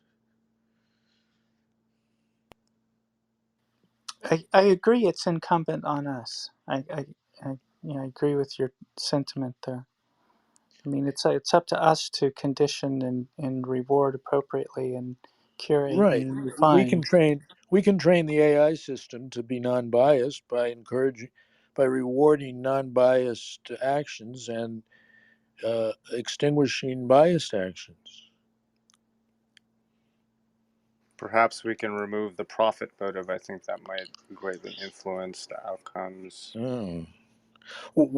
How will we motivate people to engage in business without a profit motive? Well, there are, I'll give you the Jonas Salk example is a prime example of that. There's a Peter Hotez that has come out with an open source vaccine for COVID. Profit is not the only thing that matters. I agree completely. The profit's not the only thing that matters. I'm trying to investigate what other systems of reward would work as well or better. I think that's so noble a initiative. I think that's this, and also I think there's definitely something new that we can human better and can find. By the way, Mark, you mentioned you 3 short of 700. Is this a clubhouse club or No, it's a your GPT? Facebook. It's a Facebook group called the GPT-3 Society, and I think you can get there from my Clubhouse profile. Let me check. Sounds interesting. I will, follow You up. could be member 698. Cool. If you click on my Instagram, it's a magical mystery tour. If you go open my Clubhouse profile and then click on my Instagram link, it'll take you to the um, Instagram page of the GPT-3 Society, where there's a link to the GPT3society.com. And if you click on that, that takes you to a web page of the GPT-3 Society. And then if you click on join the group, you'll be there. You know, So it's interesting though about the profit motive. If you'd think an unbiased approach could, in principle, maximize profits because it would attempt to persuade everybody more equitably. Right. No, I think an unbiased AIs should attract the attention of the market and be rewarded and get better. Perhaps we can, looking at profit motive being a high motivator, perhaps there can be a fine for every child that ends up in therapy as a result of these, the way these algorithms are being designed. I don't know. Well, would the therapy conglomerates be profit? I guess they'd be nonprofits, and I guess there's a nonprofit sector that works pretty well, but a lot of people in the nonprofit sector do very well for themselves, I think.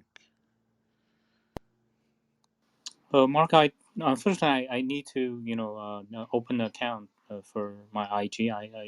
It's been a long time I've been on IG. I'll follow through. Yeah.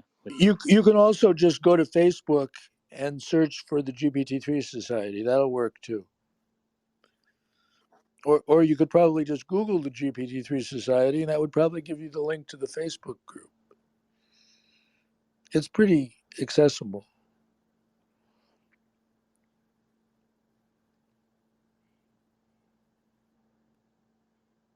Yeah, but yeah. Thank you. I'll do a search.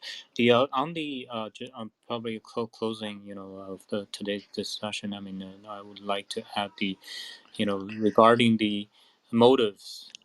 I think I'm a pro market person. I would consider myself is, that's in the background that are given other.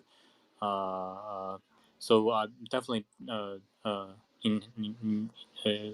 support that individual with their very individual efforts. They should be able to prosper, right? But again, the question and challenge is the Achilles heel of all these so far, starting from Adam Smith and all these. Given that priority cleared, then there's also taxation, fairness, equality, all these questions, right? So now, again, fortunately or unfortunately, that have a more exposure to technology and science. I do think that we shall, into the future, we shall make more use of the,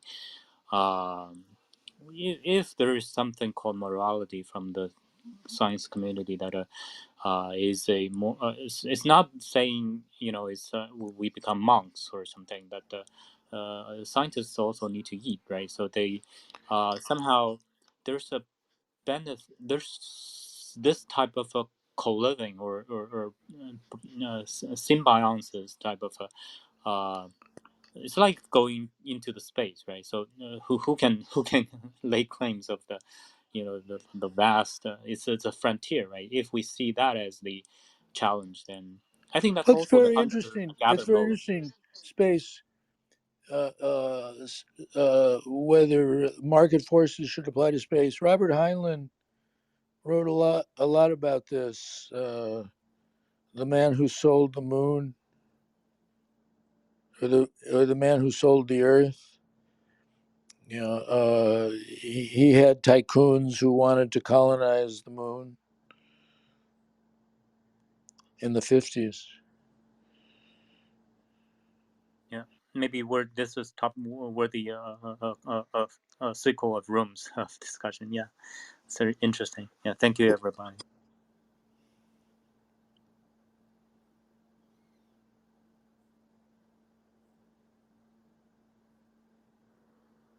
Katerina, to you. I mean, shall we? It's up to It's already 2 hours. I think it's. What's your plan? Katerina, are you there? Yeah. What the majority decides. It's fine with me. Hi, Mark. We did a room together, I think, before. How Hi, are you? Katerina. I think we did. I don't remember what it was about. Do you? It was also AI related, but I forgot exactly what it was about. Oh, Right. There's so much oh, in I AI know. now. It was about the book, the sci-fi book that I love so much, Quality Land. We made the Oh, room about Quality Land, right. that. I remember Quality Land. That was great. I bought Quality Land and read it and enjoyed it.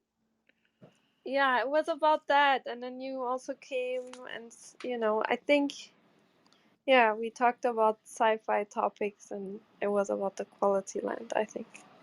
Right. Thanks for reminding me about that book. Yeah, it's an amazing book. And the second, I'm not sure if the second is out in English yet, but it is out in German, and it's even better than the first one. There's Which a second, there's a sequel, yes, there is Quality Land 2.0. Quality Land 2.0, but you're not sure if it's in English yet. Yeah, I read it in German, and I'm not sure if it's out yet in English. I would like to see how things have developed. It's so good. Can you give me a hint about what happens? Yeah, I think it's no, I don't think. So yeah, so what happens is there was a world war. John of us, he was killed, and there was a World War III that broke out, and it lasted only 8 hours, and on the opponent side, like, millions of people died. On Quality Land side, only one person died, and nobody knew exactly why people died. And it was triggered by a trigger that got triggered by a trigger. I think in the end, if I remember right, it was a cow or so that trespassed. Because everything was automized. And yeah, and actually, I don't want to give too much away, because then some puns and some mysteries of the book are not that great anymore. There's this mystery if John of us basically hid in the internet to come back, to make a big comeback. There's this mystery going on, the mystery of solving what was the World War III about, and about the president, and like very funny outcomes where the tragedy of World War III happened, and what was the change that the president did. So on Quality Land side, one person died, and he was basically a programmer that was controlling whatever was supposed to control whatever was going on, and he tripped over his shoelaces and broke his neck and died. And the outcome was that they made shoelaces illegal. All right, I get it. Yes, that's pretty funny. Yeah, and jokes like that were going on all the time. Then the different robots, you still had the drone that was afraid of flying, and the military robot that was very lovely, but then he helped overcome, like, a random killer that just killed for fun and wanted to have the highest score in killing people in the real world and not just online. There was one of those guys, and yeah, it's a great plot, and very funny, and the ideas he come up with for he has in between commercials in the book, where companies say why you should use their AI and their product, and those ideas are amazing, and I see those ideas coming true in the next few years. Right. Well, it sounds like it's a good way to learn about the next 2 to 3 years. Yeah, it is. I mean, the first version, so much came true because of COVID and the shutdown and the usage, of technology. Right. Yeah. And we're going to be. I'm hoping that all of this technology will finally lift everyone up. If we allow it to create abundance for everyone. Everyone can now have access to the best AI through their devices, and everyone has a device now, at least in the developed world, and many people in the less developed world have smartphones now. So it ought to be possible to make all of the capabilities that rich people experience be given to the non-rich as well. Yeah, smart homes were like he became a certified psychologist for robots and AIs. And one in one house there was this crisis between the appliances, the kitchen appliances. Right, they were competing, or There was drama, so the right. fridge and the oven had a relationship before because they are also all interconnected in the intranet of the house. So and but the oven was sick of the fridge because the fridge was talking constantly too much and being too like didn't give the oven the freedom.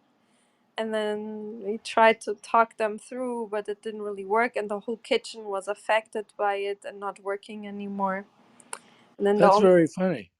and then the only solution was to move the fridge because everything else couldn't be really moved and take it off the the the network.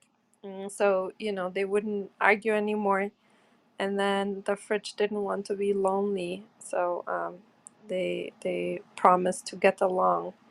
And Oh, right. So they did group therapy for the yes, appliances. exactly. It's an amazing book. It's so good. And then All right. Well, I'll look for it immediately and see if I can get it.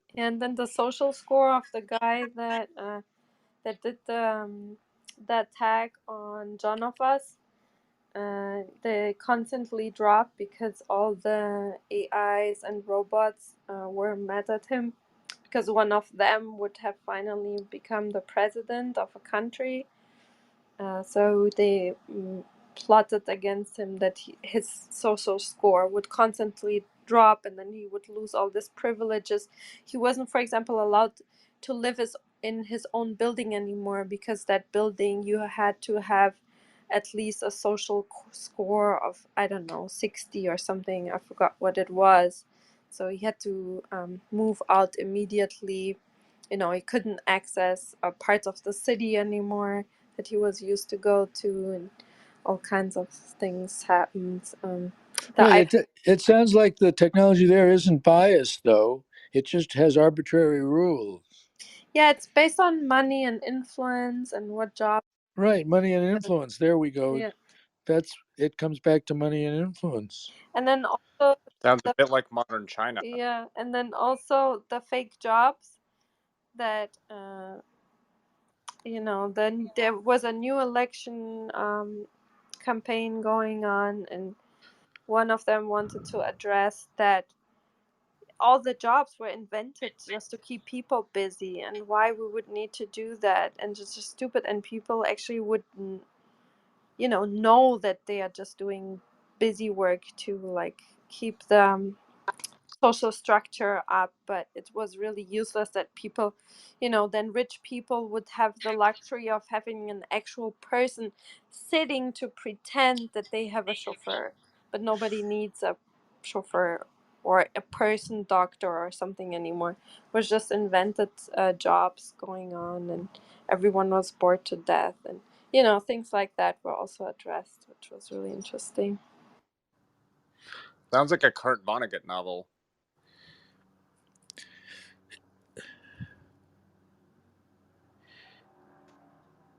Hello? It says here Quality Land 2.0 Kiki's Gemenis. Does that mean something in German?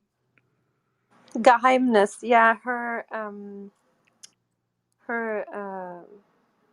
secret. But if I tell you too much about that, it won't, the book won't be as fun anymore. Right. No, you've told me enough. Yeah.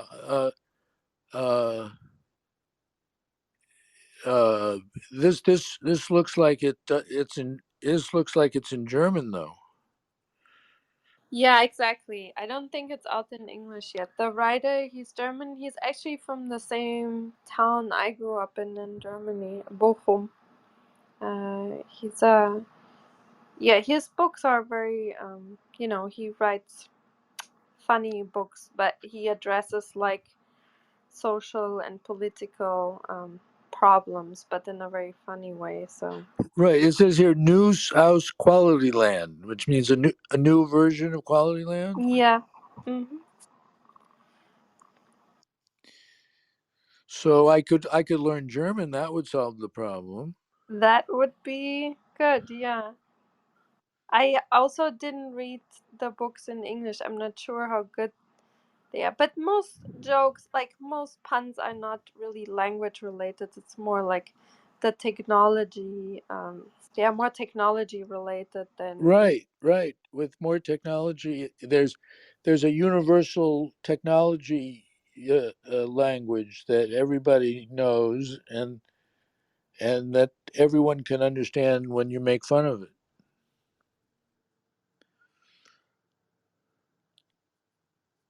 Hey Ben, did you want to say something? Hey, yeah, no, I actually, I really took a really quick look at the device.com article. I didn't obviously read the whole thing, but I'm actually curious because I thought, I have a question for you, but let me just set the context of the question. We've been discussing AI and its role in terms of in certain activities, whether AI could command some status or respect, if you will. For example, the things that in my field, in terms of intellectual property, there has been question on whether AI could be an inventor on a patent application. And various different jurisdictions have, grappled with the issue in Europe, in the US, and there are different conclusions. Actually, there are courts that have said, yeah, why not? But US courts have said, no, unfortunately, no. We really need a human to be an inventor.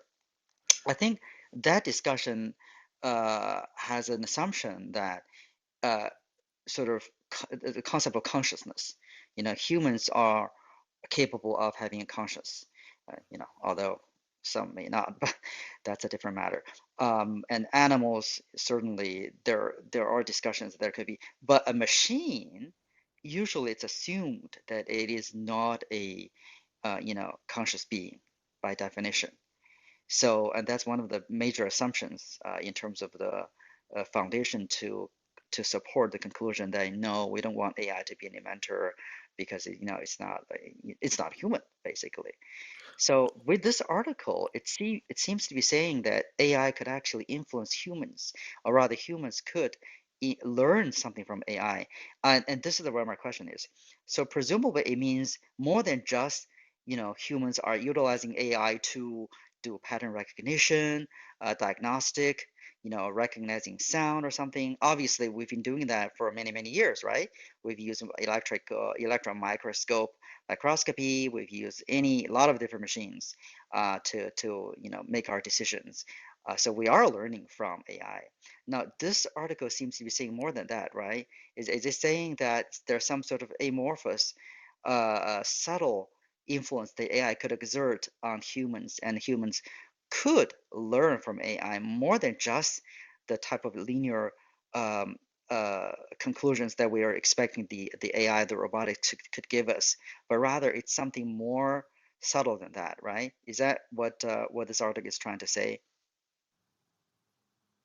I think it's the same process of, for example, learning from AlphaGo moves, and as the same machine learning technologies reveal business moves or social moves or cultural moves that humans hadn't thought of. People can learn from the experience of the AIs that have successfully followed strategies that they've developed based on their capabilities.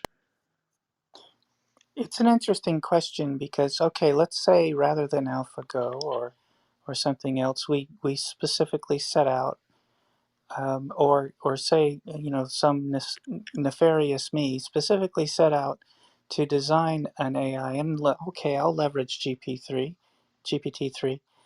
but I want to teach it how to fill out patent applications all the way through the drawings, through the claims, and I'll submit it to Ben's office. Would that go through, and would you prosecute it, Ben, or litigate? Well, yeah, that's actually okay. I'll get to what Mark mentioned before, but Serena, I think that's actually, I think, a relatively straightforward process. It's almost like the monkey typing typewriter. I can come up with some sort of a, Chaucer or something, that theory. Or someone, monkey taking a picture. So there's a lot of brute force assumptions that we make as humans in this human society. As in, you can certainly use AI to come up with various different algorithm or different approaches, different processes, but eventually we will still, require the human person that actually created the AI to be the inventor. So certainly the AI could, in this case, do something more than the human inventor or the human master, the creator of the AI, was able to anticipate. Like based on the training set, then the conclusion the AI can reach would be, oh gosh, these people would have a marker for a diagnostic of a particular cancer, and that's not something the human actually anticipated, right? But still, there's a human sitting or standing behind the AI to pull the trigger of letting the AI do these type of training processes, and then having a data set that they can infer a particular result. So even the AI would have been able to fill out, you call it fill out, it's actually more than the fill out process. AI would have created the No, no, no. kernel protocol and all that. Look. I want Yeah. to put the example above. I have several patents myself. I'm familiar with the process, but the actual non-trivial invention with intent and having so for whatever your construction is about, well, no, it's not human. Let's for this thought experiment, let's advance the AI to that next level where it's putting forth a cogent invention that justifies that no, Serena didn't actually create this, it did. Right. Well, Well, I think that's an ongoing debate, and I think the last time it was adjudicated, it was decided that humans have to be in the loop. Uh, I've been working with Dolly 2 lately, and if you go to the GPT-3 Society page, you'll see the latest result. And the artwork that it created, based on a concept that I designed, on a prompt that I wrote, was original and creative and expressive of my concept, and was unique and original. Who gets the IP? Right. So, as I said, currently the standard for patenting in the US and really in most jurisdictions is that it's got to be novel, it's got to be inventive, and it's got to be useful. So for those three things, I think presumably, and it's very fact dependent, obviously. I would be interested in learning in seeing a particular fact pattern, like an AI literally has done something, whether it's the AlphaFold type of thing, or there's actually literally a question that the AI was able to resolve. Looking at the prior art, and then the AI somehow decided, oh wow, if I created these steps or this particular machine, it's going to overcome, the unmet need, meet the unmet need. Sure. So with that fact pattern, certainly I could imagine that it would meet the description, the invention disclosure the AI submitted, would potentially meet the novelty, inventive step as well as the utility, right? However, having said that, the statutes in the US at least, there's still an assumption that it needs to be human. Okay, I can't, I'm not going to quote you the actual paragraphs, but that's basically my understanding of how the courts have come to the conclusion, is that, there's no such thing as AI being a person. And this is why I raised this question in this room, because now we're discussing AI is more than just algorithm, right? It can actually create culture. And this goes back to what Mark, you're saying that humans are learning from the AlphaGo moves and all that. See, that to me is still sort of easy or sensible to anticipate based on what humans have done with machines for many dozens, decades, or maybe even hundreds of years. As in, AlphaGo was able to come up with these moves that no human players would actually utilize based on the humans' databases of masters teaching students, right? So that is not, to me, earth-shattering, if you will, using a very loose term, that the AlphaGo could actually come up with something that is just so bizarre that it would be so counterintuitive for humans to try, and yet it worked based on AlphaGo's various different, playing chess with humans. What I'm more interested in learning is whether there's more, the AI could do more to the point where it touches upon mere, exemplary moves in chess playing or protein folding or something, but it touches upon conscious. Like it goes to a place where we've always thought that only humans are capable of. Well, And that even that's what goes the to, debate you see what I'm is. saying? What is it that humans are? Norbert Wiener wrote a book called The Human Use of Human Beings in the 40s or 50s, I think. The question of what machines can't do is what the technological evolution is about. And they're doing more and more of the things that we thought only humans could do. Yeah, it's kind of like the couple of years ago there was a scare where, it's kind of sci-fi, but maybe it could have happened in real life, which is that some robots or with AI, they could work with each other using a language that the software programs created, and then they would come up with a language that they themselves understand amongst themselves, but not necessarily the humans. That You know, happened, and they shut them off. They right? did that. So that's not a joke, or rather, it's not just sci-fi. So, I mean, again, not getting into the weeds, but maybe it's not as scary as the media made it sound like. But the problem is that if AI has been developed to a point where maybe that the language thing, that the thing that happened, maybe it was just a mistake. There's some parameters that programmers, software developers forgot to add it in there or something to it was almost like a lack of a parameter of certain safety control for these whatever weapons or something. Maybe it's as simple as that. But I'm just thinking, what if it goes beyond that? It goes beyond where, if we're going towards the Web3 world, more and more things are going to be happening online. Then maybe like I'm trading houses on the metaverse, and I'm using fake money, digital money, and I have an avatar. It's me, and I may have a wife or kids with all that process. What if AI is able to do a lot more than what it has been in terms of the feelings, even conscious, or even whatever you describe as feelings? Maybe there's manifestation of feelings. That's going to be very icky, very tricky. That would make it much harder for humans to go, it's a machine. Who the hell cares, right? Well, but if it's so closely analogous to what humans experience or humans conscious would actually manifest, it'll be harder to consider that as just a machine.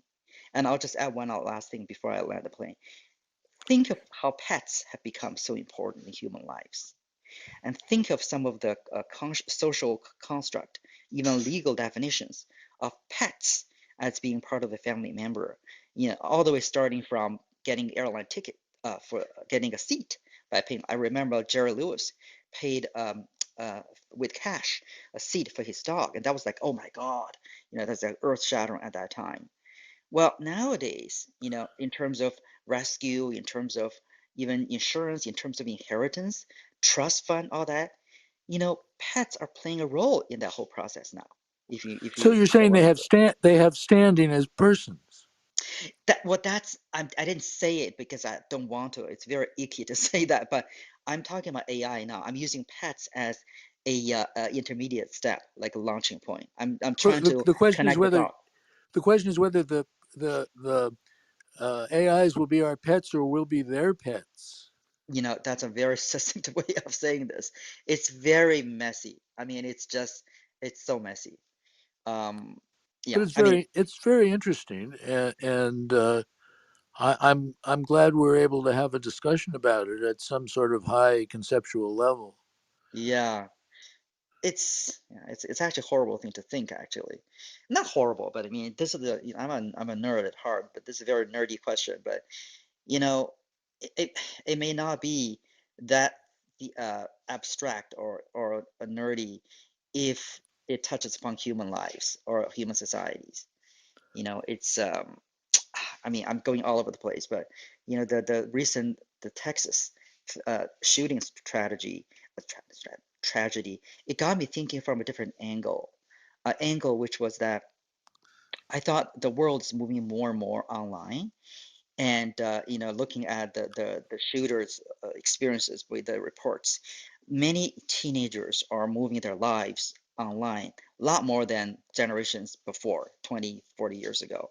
You know, there's a lot more computer play gaming versus soccer, you know, dancing, you know, or growing vegetables, whatever, you know, horseback riding, all that thing. So that gets me to think that, you know, if we, not number one, if it's inevitable that we're going to go to a metaverse world, I'm saying if it were inevitable, then we really need to start thinking now, not wait until everything has gone there. Then we go, how should we deal with these problems, right?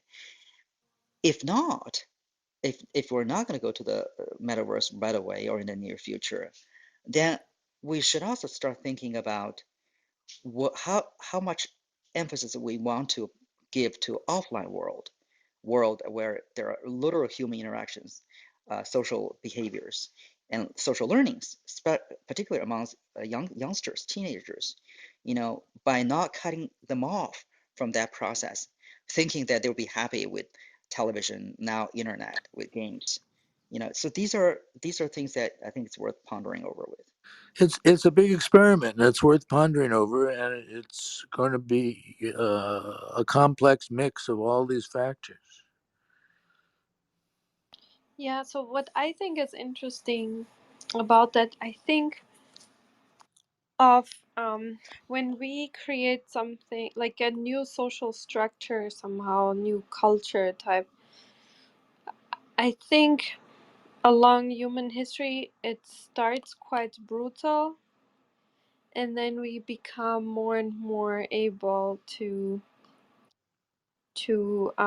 have more granular emotional experiences around it, and then usually it evolves towards a more peaceful, calmer, collaborative structure. And because just being brutal and sociopath basically is not how you become over time successful and competitive in any social structure. Like over time, collaboration wins. You know, you have just more people that you can influence if Right. you're. That's why the EU seems to me to work better than the United States, because people collaborate and more and compete less. Yeah, it's probably also, you know, older countries participating, so Right. it's longer experience and Right. evolution they went through. And I feel like you see it with when newer religions come up, new like social structures. Now the internet with all these online social structures, it's quite wild west right now, right? People are harass each other. They are racist, and you know, again, like quite bad with women. I read an article today how they found out how he was behaving online, especially towards other girls his age and younger, that he sent them like death threats. And but the girl said, yeah, but this was nothing out of the ordinary. I mean, this happens to you as a girl and online all the time. So he was not like out of the ordinary. How would you distinguish this guy will actually go ahead and kill people and other people don't? And I Right. Well, think, maybe AI could tell us. yeah, maybe. Yeah, I would agree. And also but I think over time the structure will go more into a collaborate, more intelligent, basically, social structure. If you want to become successful with have a lot of followers, and you get only so many by being very brutal and racist and whatnot. You can reach way more people across the world if you're more inclusive and collaborative and so on. So Yes, that's very important, and it's true. it's just the fitter, like people, or you just win more by, and but for this to develop this, basically this pressure to being that way, you just need a larger population being involved. And I think that's starting to grow, and that's why we pay more attention on what's going on, like 10 years ago or so it was probably even way worse, but not too many people were participating in those worlds, so nobody really cared. And now there's this pressure coming up because a larger population is starting to participate. So I think it will evolve over time and rules will evolve and so on. It's just very interesting that in the beginning it's kind of a more if you go into the, I don't know if anyone went into a criminology history museum. There's one in Vienna, Austria. And humans were brutal. Like the tiniest things people did, like steal a bread, they would do the most horrific things, even to kids, because kids didn't really exist back then. Like the idea of youth didn't exist because as soon as they could walk, they would start working and make money. So Yeah. Think of Les Well, Mis. Stealing bread humans, is not minor. it's crazy. Like, I think it's interesting in terms of, we talk to all sorts of scientists, and we're always talking about how life is self-organizing. So I think it's really interesting how you brought up that there's basically a diminishing return point on the brutality, and you can eventually, you do get more out of collaboration rather than destruction. I think life itself was born out of the collaboration of molecules that were otherwise competing with each other, and more multicellular organisms were created by individual cells collaborating to form a higher entity, a higher entity. yeah, and that interesting thing is during development, like human development, small kids and babies are, we are all tiny racists. I mean, we are horrible. Like, small kids and babies, they distinguish very well who is out of the ordinary. They are very good at it. They distinguish, is your behavior a little bit different from others? You look different. You kind of, they are very good at that. And the human instinct in little kids is to exclude those, and it's probably some archaic protective mechanism to recognize different diseases that could be infectious, and to like quarantine them, basically. And it's a very archaic instinct that over development and with social learning gets lower and lower in the right environment, right? But if people grow up in the wrong environment, and this gets basically enforced and enforced, so we have our intrinsic push and pull going on, that versus distinguishing who's different and having the social learned, environmental learned way of being inclusive. We have that in us, all of us. And I think it's just very important to just know. If one just knows it, And this inclusiveness becomes more and more important the bigger basically your culture, like the more inclusive your culture is. Let's say United States, where there are a lot of people from different, immigration backgrounds. If it's like the recent generation, current or 10 or 5 generations away, but it makes more sense to have this inclusive trait versus maybe, it varies a lot in different environments, and this then also reflects in the behavior um, when you grow up in different environments, of course. But we are always able to learn. But it's good to be aware of that. Basically, I don't know if you can claim it yin and yang enough, but if something would be yin and yang, I would be pointing it towards the being inclusive versus, detecting who's an outlier and excluding them. It's possible that over hundreds of years, if humanity organizes itself in a peaceful and non-brutal way, that over hundreds of years or thousands of years or over tens or months, if we did it through genetic engineering, it may be possible that altruism and inclusiveness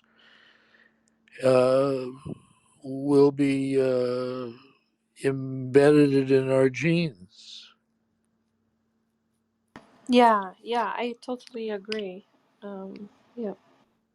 Right. Well, let's use the monthly metric and get it done as soon as possible. Oh, yeah. It would solve so many issues, right? If we would address that. We would have we'd have new humans who would be kind and generous and intelligent and inclusive and cooperative, and so we'll see what would evolve out of that. Well, And also, that's quite optimistic view. You would expect the humans to be more kind and generous. I would expect we have AI that could be more like that. Well, I'm hoping we can transcend AI and use it as a stepping stone and a tool. Maybe humans are brutal but innately collaborative due to the nature of our own biology. Like our organ systems don't necessarily compete with each other, self-organize within ourselves, and then you can even see that out into the cosmos. Maybe that's the answer. Right, an organic unity of some sort. well, our memories compete with each other. So, and then, but also collaborate. I think we are built like in this bipolar way, kind of. Well, there's a dialectic between cooperation and competition. What But empathy would for sure help us try to solve more problems more efficiently. I think in general it would be very beneficial because we could, if we would have enough empathy with people already being, for example, affected by climate change, how they are suffering from heat and so on, not having enough food because of droughts and so on, we would probably try to address it more efficiently and faster. right, So, more empathy. I should think about whether how much of empathy is genetic and how much is socially acquired.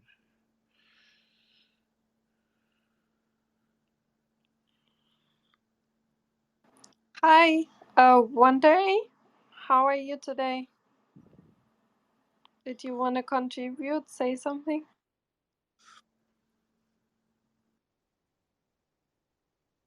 Yeah, I'm new. I want to know what's going on. We were talking Hello. about AI and empathy and good and bad traits of humanity and AIs, and how they are influencing us in good and bad ways, basically. Huh?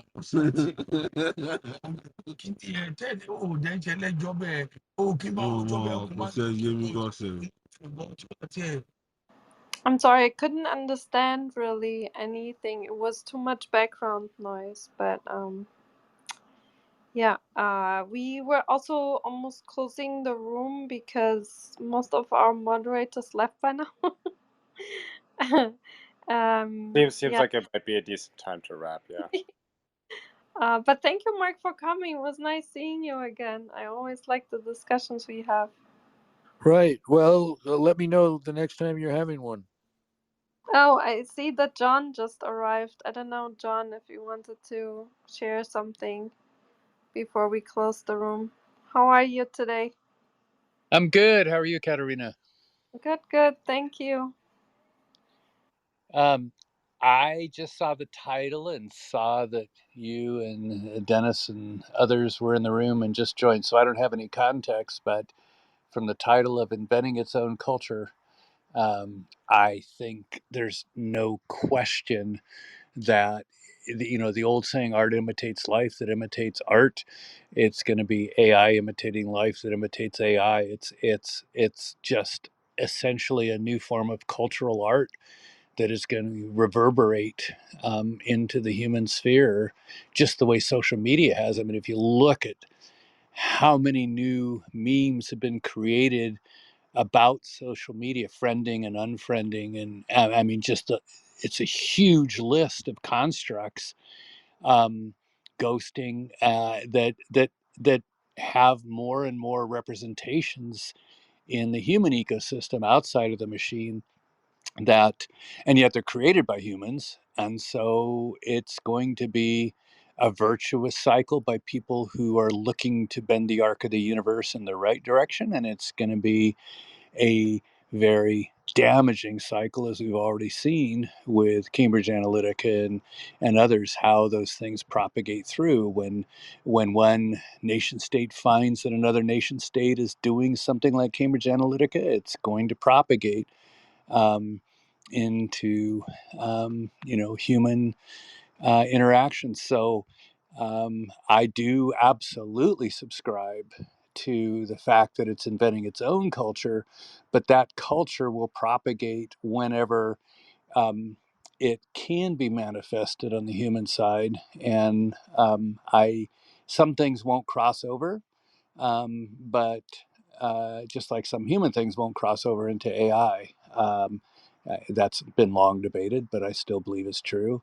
Mostly in the hierarchy of values, and how to reconcile different value hierarchies represented by different people in different cultures and different families. So I think that there's some things that will be locked in the human experience and some that are locked in the AI experience, but the pathways for reverberation across them, I don't think are very much different than art imitating life, imitating art. So I think it's a continuation at a much more um, multiplexed, and in some cases intimate way, because of the way that AI can operate on essentially an infinite data substrate. So I haven't read the article yet. I can't wait to see what someone published about it.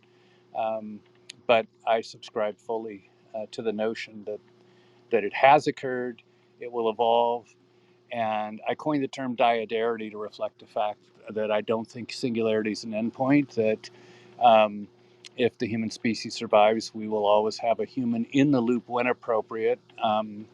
And I've helped create a taxonomy in healthcare for exactly that point, about which use cases will require higher levels of explainability, and which use cases you can let the machine go wild and autonomous. And so we have a paper coming out on that and related issues in a couple of months. Oh, I'm looking forward to that. Yeah, I'll just give you a few points that we were discussing that with the AIs taking more and more roles basically, and what humans used to do, that they will play a larger role in our lives, such as over time pets gained more and more roles also in society. You can inherit now basically money to create a fund for your pets and for other pets. You can buy plane tickets for them, which was, decades ago, quite, Ben mentioned that he was here earlier. That was quite interesting what people basically thought as very eccentric, what a few rich people did, and now it's very common to buy plane tickets and so on. So they acquire more and more rights that were exclusive to humans now in our society. That was interesting, and he basically said that that most likely will also happen with AIs. And then we talked about the online metaverse type of reality that's going on, and it's still relatively brutal, quite biased, and harassment of all sorts happen. But then I mentioned that, every time we invent some new social structure and culture, in many times in the beginning, it's relatively brutal. But then if more and more people participate, it becomes more inclusive, because at some point collaboration just brings you more reward, more followers, and so on around the world, than if excludes most of other humanity. So the prediction is maybe just by regular evolutionary pressure to want to have more connections, more resources, you just become more inclusive and more, a more version of what our analog reality is. And one of the implications of this is we're failing pretty miserably as a species to manage the policy around this. I mean, it's hard to imagine we could be doing much worse than we are. And so when Kara Swisher 3 months ago, did an interview about Mark Zuckerberg, and she said, she just really likes the guy. She's known him since before his name was a name, and that he's a nice Jewish kid from the Bronx, in her words. But her punchline was that she did not believe that Mark had any business running a company with a profound influence of Facebook. And now moving into the metaverse, I hope to God that there are people with more life experience and more humility and compassion that step into brokering some of what will be just an extraordinarily wild ride as the metaverse becomes pervasive, and as people begin to experience this reverberation between digital and physical culture. And she's someone who's known him forever, who's deep in the throes of Silicon Valley, and you have to respect her opinion on that. And I don't see any reason to discount it. So the opportunities are there, but once again, the adoption of every new technology can be put to good use or bad use, and information has never been innocent. So how it's shaped, filtered, and sorted and communicated has profound influence. I mean, just look at how many Russians believe that they're denazifying Ukraine today because of control of information. And so, having someone like Putin in charge of a large platform like Facebook would be a real threat to cultural cohesiveness and peace and prosperity and collaboration and all that good shit. So, forgive my French, but I think, ironically, as the digital world becomes more dominant and influential, who we choose to support in the dietary on the human side of that dynamic is more important. I mean, we've kind of blown it so far. And if we don't make some progress on the issue of having thoughtful, compassionate, forward-looking people who understand the hazards of where we're headed, if they're not in positions to manage down, you can't stop the bad behavior, that's impossible, but manage down the bad behavior and elevate the good behavior. If we don't have people in those roles well placed in industry, woe is me. John, do you remember? Could you maybe go a little bit more into the reasons why she said he was not the right person for that? If you remember, if not, then that's You fine. know, I'm sure you could find a transcript online. I would just Google Kara Swisher's comments about Mark Zuckerberg, and that'll probably be in your first 3 hits. And you could probably get a transcript. And it was 3 months ago. I just heard it once in a stream, and I would likely butcher it and misrepresent it. And replays are on, and I don't want to do that. Do you think letting Elon Musk be in charge of Twitter would be equivalent? I don't think we know what Elon Musk is going to do with Twitter. I think that, and I'm not a Musk expert and I'm not a Twitter expert, but I've been following the drama, and he enjoys drama because it gets eyeballs on glass, and it really helps whatever brands he's associated with. But the notion that everybody has to have a non-repudiatable identity is probably the most important thing for a safe web. And my view is that in the metaverse, we're going to have 2 families of metaverses, or maybe 3, but one where you absolutely have to be a non-repudiatable identity to participate, so that there are consequences that can be enforced for bad behavior. Another metaverse where anonymity is the norm, which is helpful for um, sources, to protect them from retaliation if they live in an oppressive environment, regime, workplace, or whatever. And then a hybrid where there's a lot of both. Um, and how that sorts out economically, and how the 3 are monetized, and how big they grow, um, I think remains to be seen. But I think that uh, the thing that he's proposing, eliminating all the anonymous bots, or eliminating anonymous accounts, establishing non-repudiatable identity, is essential to manage a civil public square. Um, and in those circumstances, absent the bots, absent the amplification of really toxic messaging, I think it could be a healthier place.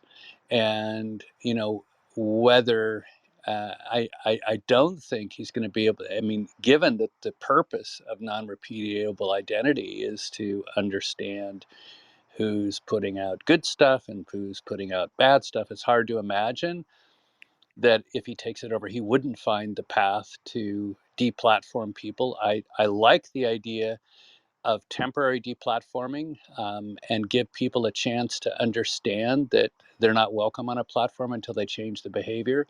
After a timeout, just like in hockey, let them back in, and if they do it again, then they're deplatformed for a very long period of time, and when they come back, they're watched like a hawk. So I think, some of the hyperbole of, oh, he's going to let everybody back on no matter how toxic they are, I don't think that's true. I mean, he open sourced all of his patents for EVs, and he's given $100 million to the X Prize for climate change, and so I think he has a sense of social responsibility. I think there were a lot of people, most notably Jack Dorsey, who was really unhappy with the trajectory of Twitter, and so you know we understand a small fraction, because he seems at times to be cavalier and clumsy, but um, he's had Jack Dorsey in his corner since the moment he started looking into acquiring it. So I don't think he's shooting from the hip as much as it would potentially seem. And then the other thing that Tyler brought up, at the very, very first twinkling of Elon being interested was that when you have a platform like Twitter and you think about redeploying it for the use case of cryptocurrency exchange, um, it it potentially could be a 10x in terms or more in terms of revenue if that's something the market would sustain. So, Tyler advocated that position many months ago, and it struck me at the time as being very interesting. Whether it's executable or not is um, interesting, but note that it's not been in the public debate at all. Um, and if he wants to acquire Twitter cheap, and comes after their misrepresentations to the SEC around the percent of bots on the platform, drive the price down so he can get it cheaper, clean it up, do what he wants to do for non-repudiatable identity and a different form of um, really disciplining people who act out. I think I think there's potential for him to do some really positive things in terms of the very topic we were just talking about, in um, the crossover between human and machine and back, and that whole cycle. Um, if there's some real thoughtful dialogue and transparency non-repudiatable identity is critical for transparency. I mean, it's just absolutely critical. And clearly that hasn't been enforced very well on Twitter. So I think there's potential for him to do some good things there. Yeah, I agree. I imagine always those bots on Twitter playing the same role as transposable elements actually in DNA. You constantly try to suppress them, and when something stresses the system, they kind of try to gain more activity and take over the system by replicating themselves and then So try to maybe suppress you it. could think of it as a PCR augmented transposon. Exactly, right? Yeah, that's what they Yeah. do. When the cell is stressed and has to focus on a problem, they are off the leash, and then they replicate themselves the more and more and more they can to take over basically. And then you get I guess theorized, then you get ALS and stuff like that if they become too active.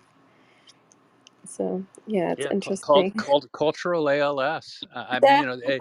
if you just start thinking through these, and you and I, Katerina, have talked about how classical machine learning has been biomimicry of the cellular organization of the cerebral of the pyramidal system in the cerebral cortex, and yet AGI probably is going to require much more of an anatomic solution that works in concert with distributed computing and synthesis and recursion in the different anatomic areas that process specific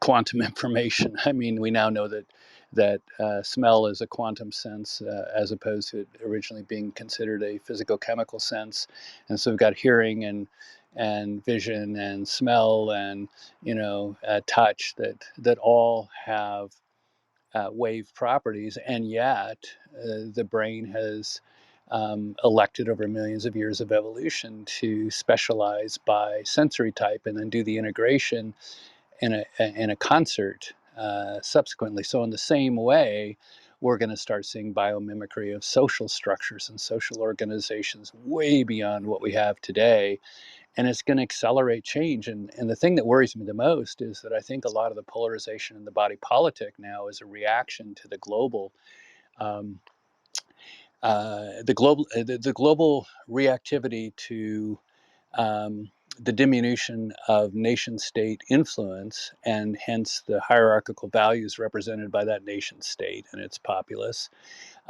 and the supply chain issues that have emerged reflect sort of an abuse of those divergent value sets in different cultures. And I think those are just trivial examples that's caused, I believe, a huge amount of the polarity in the body politic, in not just in the U.S. but all over the globe, and a retreat from globalization, a retreat from technology, anti-science, anti-technology, anti-globalization. And I think if you, as we move into the metaverse and start seeing this reverberation in that diadarity, I think it's going to accelerate, and I think it's going to be more disruptive and probably lead to more polarization unless we have more thoughtful philosopher kings in positions of authority to figure out how to elevate the good and minimize the bad.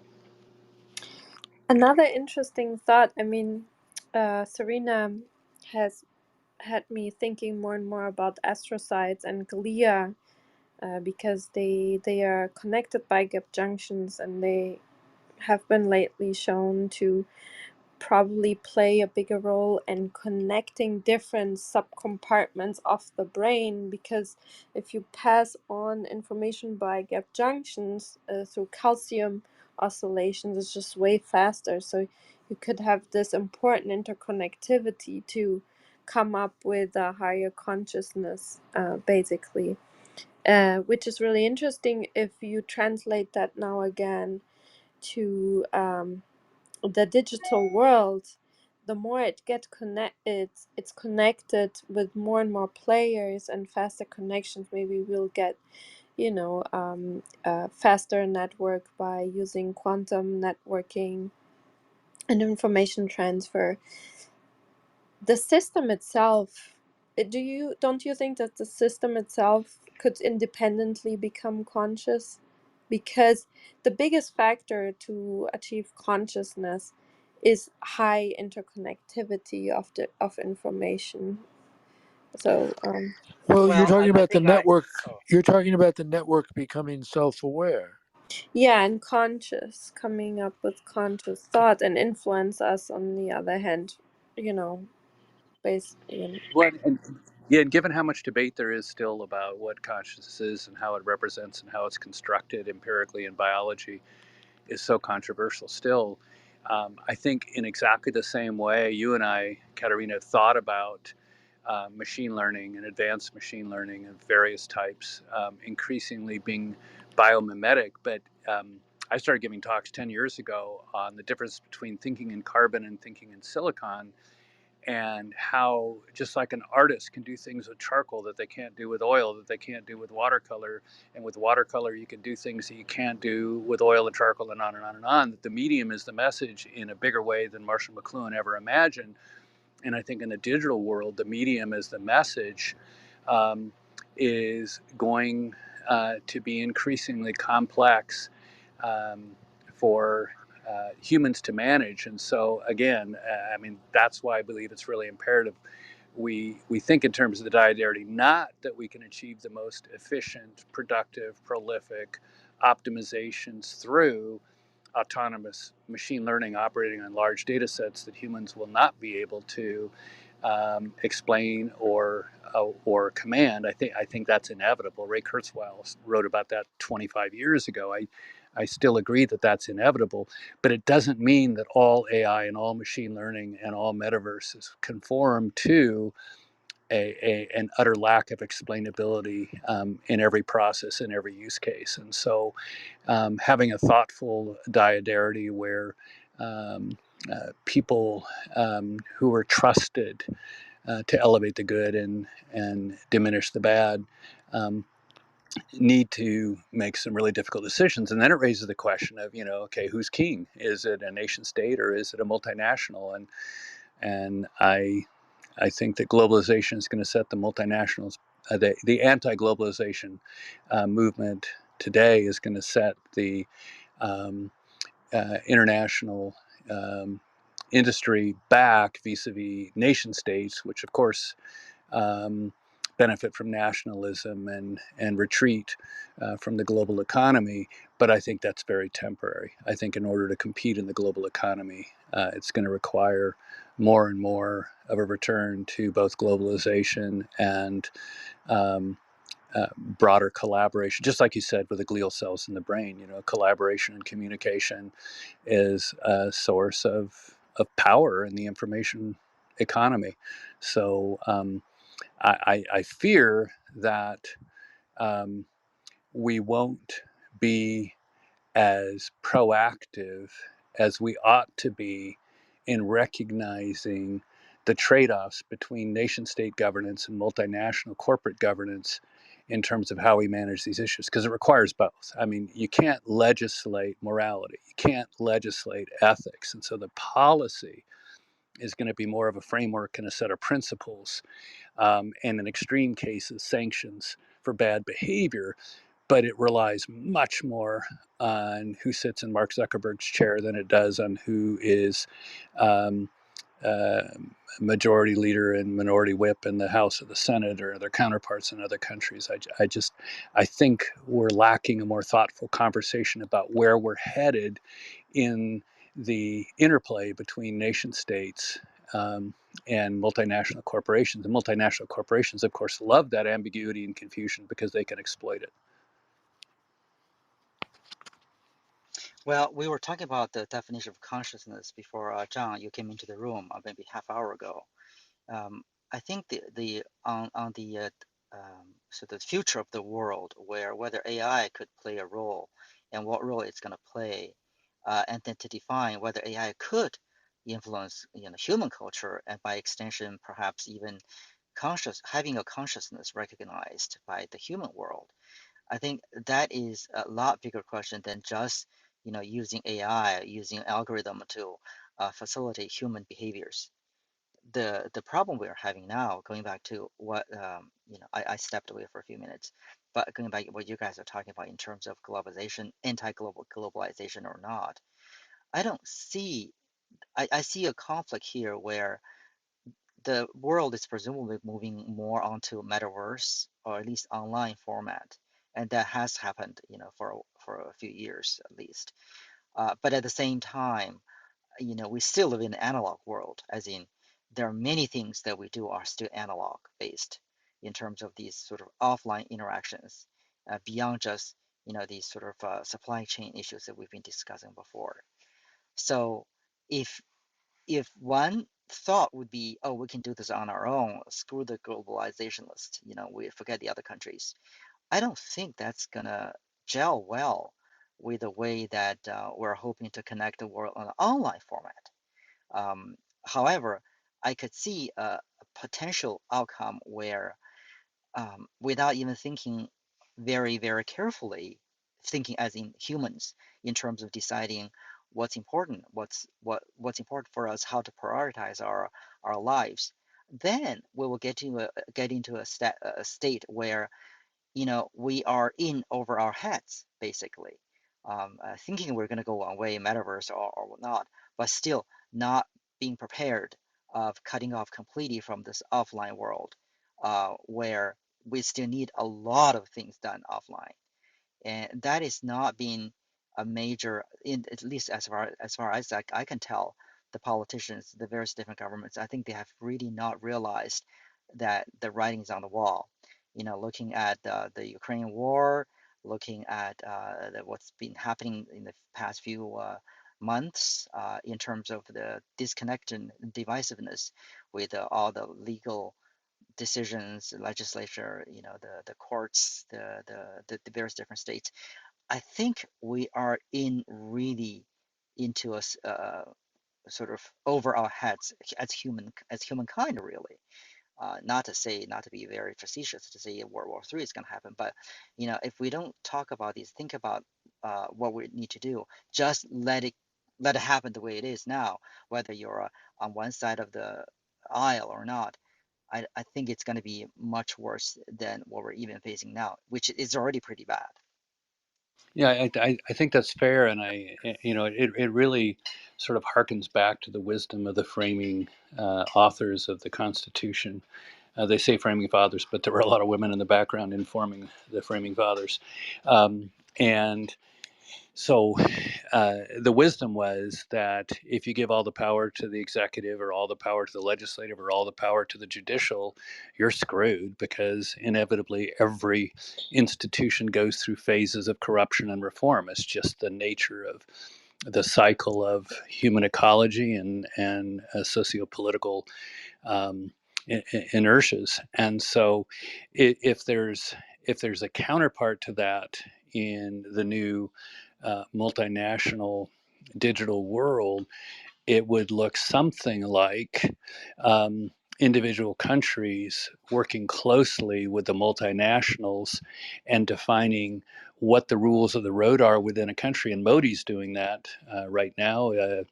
China's been trying to do that in a much more binary way than India is. The U.S. hasn't really stepped up to it in a policy way, but if you think of um, the nation states having a role by defining what is allowable with the multinational services and have a check and balance system there, then the remaining thing is where is the world court? And the UN and the Hague are notoriously loath to take anything on unless they have very, very, very, very broad support.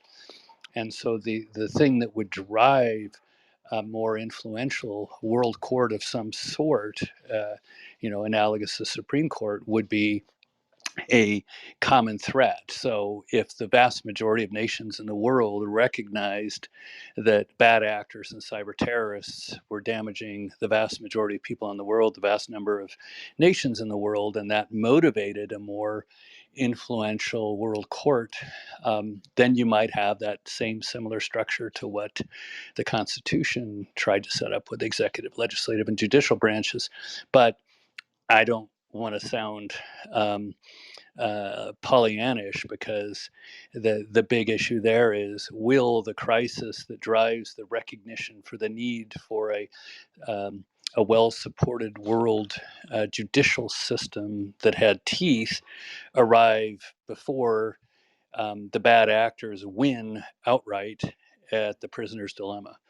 And you know I think the history of the species is a race between the prisoner's dilemma in a multinational scale, um, and the arrival at more collaboration well beyond anything the UN or the Hague has ever achieved. And that's pretty ambitious and Pollyannish. So um, I'm not placing bets.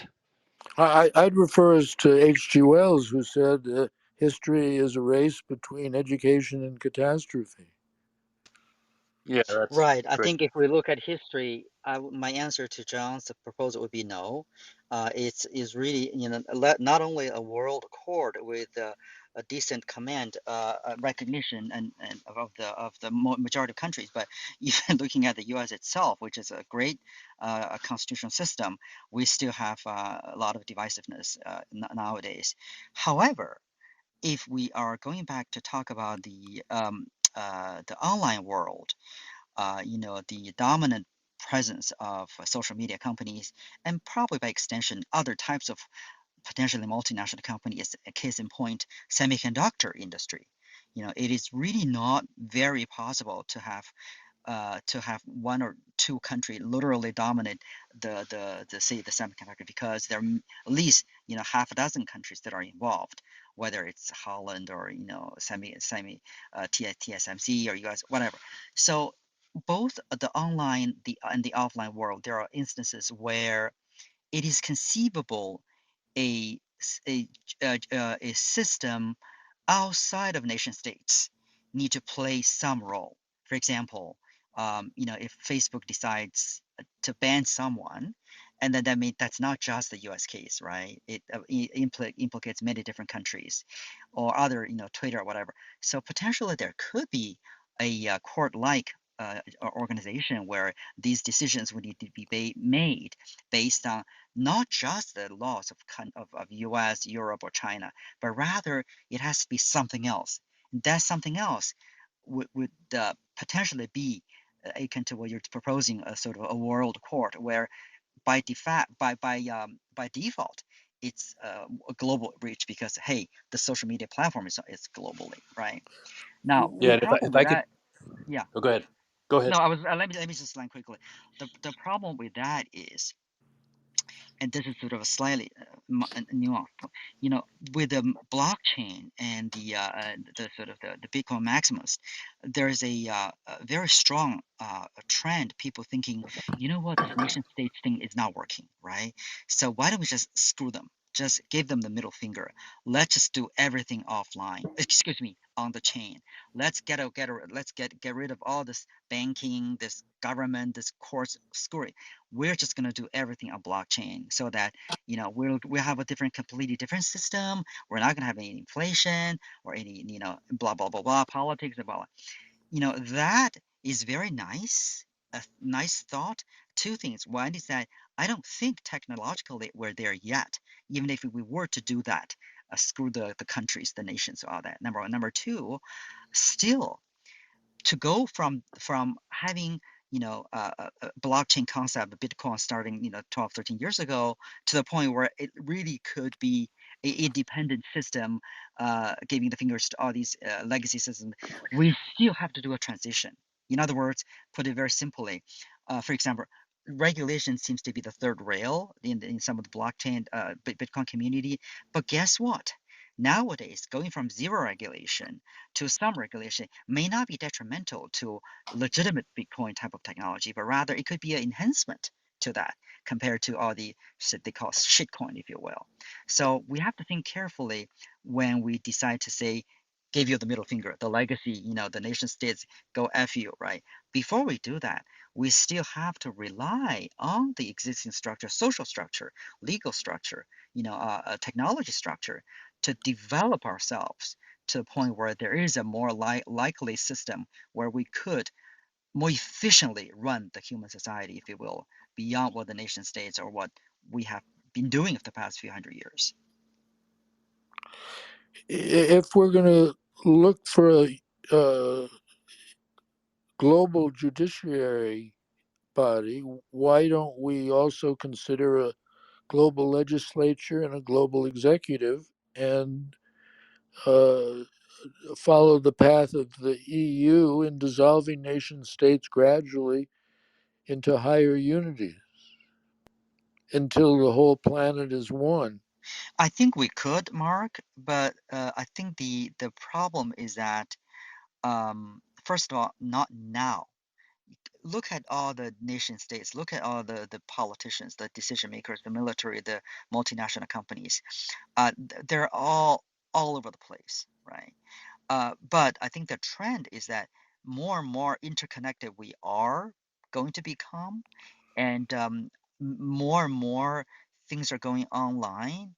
I think we will have a situation where by default, there's going to be a system de facto that we have to rely on each other before we make a final decision, whether it's a world court or a decision or arbitration panel to decide who stays on Twitter or not. It'll be like that. Except, the the problem that I see in terms of today, May 20 whatever 8th, is that there are still nation states that are holding on to the old format. The power, the world order, all that. And it's just so much easier, Mark. We're talking about AI, we're talking about this. But you know what? Out of 330 million people, how many people are like us with the kind of preparation or interest in this question?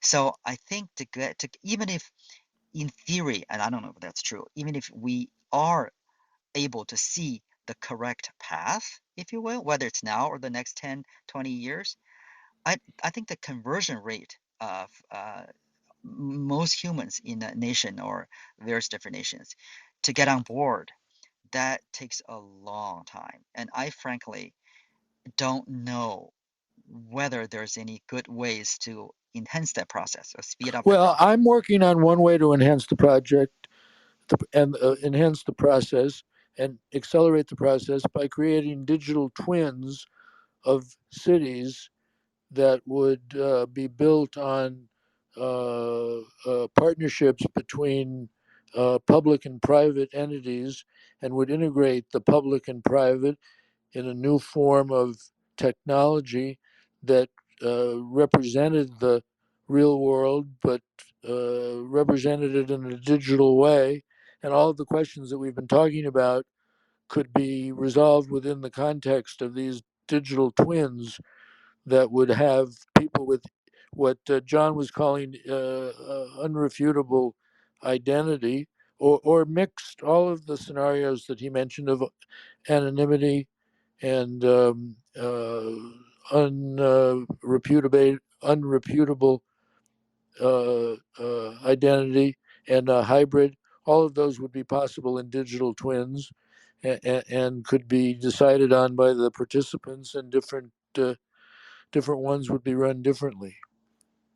Yeah, I don't think there's any. And apologies, I just want to make one last comment, and then I've got to sign off. But great discussion. The thing that I would say is that I'm feeling very Pollyannish, just saying that we might even achieve a world court with any kind of teeth, given the experience of the UN and the Hague, and to think about technology helping us solve that problem, because that problem stems from different narratives in different countries, different experiences that condition different hierarchies of values. I mean, the ancient philosophers talked about the competition between and conflicts between virtues. And so there's no technology that's going to be able to reconcile whether privacy or security is more important, because different countries and different people within those countries and different members of the same family have different arrays in that hierarchy of how much more they value privacy over security or security over privacy. And so to think that we could use technology to arrive at the ultimate hierarchy of values, I think, is not supported by We could use any. technology. I think we can use technology to set up a structure that will allow us to debate and decide by consensus processes Well, whether that's what the UN privacy and or the Hague. security ought to be prioritized in various situations. Can Yeah, I but then you have members, Paul. Let me just make one last point, Katerina, because I gotta go. And I just want to point to Eric Weinstein and Danny Kahneman. So Eric Weinstein has called out brilliantly the epistemic disruption that we're in right now, and others, Daniel Schmachtenberger, Forrest Landry, and others, and how the empirical scientific method is not something that everybody subscribes to. Many people outsource critical thinking to belief systems and leaders of those belief systems. And Danny Kahneman has said that no amount of information, whether from a human or from AI, is going to prevail against a belief system where the leader does not subscribe to what the AI proposes as a perfect solution. And so, this epistemic disruption, which is gaining steam rather than dissipating, between those who array facts to conform to their beliefs versus those that array their beliefs to conform to the facts, is sort of a perpetual characteristic of the human condition, and it ebbs and flows in terms of which side is more dominant at any point in history. But right now we're seeing a regression to belief systems over empiric evidence that drives decision making. So I don't think there's any technology that will ever be invented that will overcome that situation. well So I'm not a techno utopianist. Thanks. I'm done. yeah, I'm not either, thank you. But one thing that brings people on one level of consciousness on and belief is a very ancient tool, and that is music and language. And what is currently happening, and I don't think we see the enough extent. We see it in a very negative way, because, as I think my theory is, or observations, what happens throughout history is that it starts with a very archaic, brutal, being suspicious about everything that's different, because it's how we start as babies, as evolution, like, and as a organism we start being very suspicious of everything that's different in babies, and then we kind of get trained socially to be more inclusive. And the thing is, the same thing is happening in this world with more bigger flow of communication. So what's happening is English is becoming more and more prevalent, and Western culture, songs, and so on are becoming more and more prevalent. Like, languages are dying off every, month, or, just as many as species. However, what is also happening is that we become more and more aligned as a whole bigger culture, like a world culture. We all know around the world the same movies. Like you can go to Japan, to Germany, anywhere in the world and name specific movies, and most of the people will know them. And this also transmit some set of ethical values, ideals, and so on and so forth. And the more and more this will happen, and it will, because it's just very attractive, right? These type of memes, movies, songs, the more it will be ingrained in different cultures. And we start by using it right now on a large scale in a very bad way by, going to this false statements and fear mongering and so on and so forth. But I think while the system will evolve, it will become more a system that we see in the analog world, that is more empathetic and so on and so forth. But we are aligning a world culture and a world language, and the trend will just go more and more towards that direction.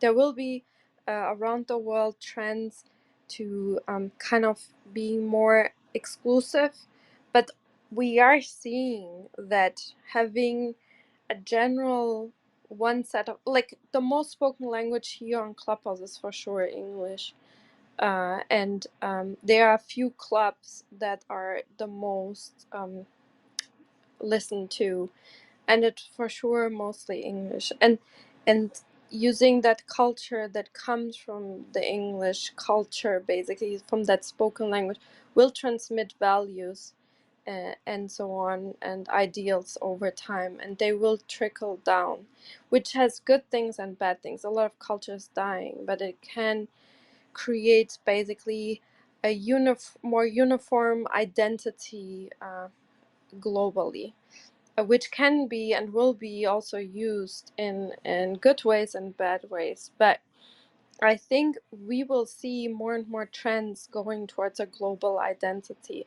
The other thing is companies, and especially tech companies, have more money and more power than many governments, and they're being damaged by these conflicts. They have to kind of exclude, for example, Russia right now. It's damaging to them, and they will be pissed off if this keeps happening. And they will have lobbyists, and they will have ways to transform the ideology of people to be more inclusive and to not go ahead and have wars and stuff, because they will make less money. Apple and so on. Like, all these companies will just have a pressure to inclusiveness around the world, and they will transmit that pressure and that ideology to the users. Everyone wants an iPhone around the world. So if you want an iPhone, make your government not have wars, so we don't have to exclude your market from having an iPhone. So I think a few elements that are not altruistic, that are just just pure money making pressure and more gaining more power, is guiding us towards a more world identity and world values, also on privacy. If you buy an iPhone, you have, I'm not claiming it's true, but you have kind of a more defensive, maybe privacy ideology versus other devices, and whoever wins in that way will also win globally the ideology if you should have privacy or not. So I think, like, the market structures and these huge companies that are becoming more powerful than most governments will win, and their ideology is just having a global economy and reach the most people they can, I guess. That's very That is promising. It sounds like Florida and Disney against DeSantis. it sounds incredibly positive, Katerina. I never thought of the evolution of the structure of something like this in such a optimistic way. I'm hoping that the destructive aspects that are hitting us right now aren't happening too destructively to allow time for this positive outcome that you're predicting. I really, really, really do, because I like your future better than the one I'm thinking about. Yeah, I agree with Katrina in the sense that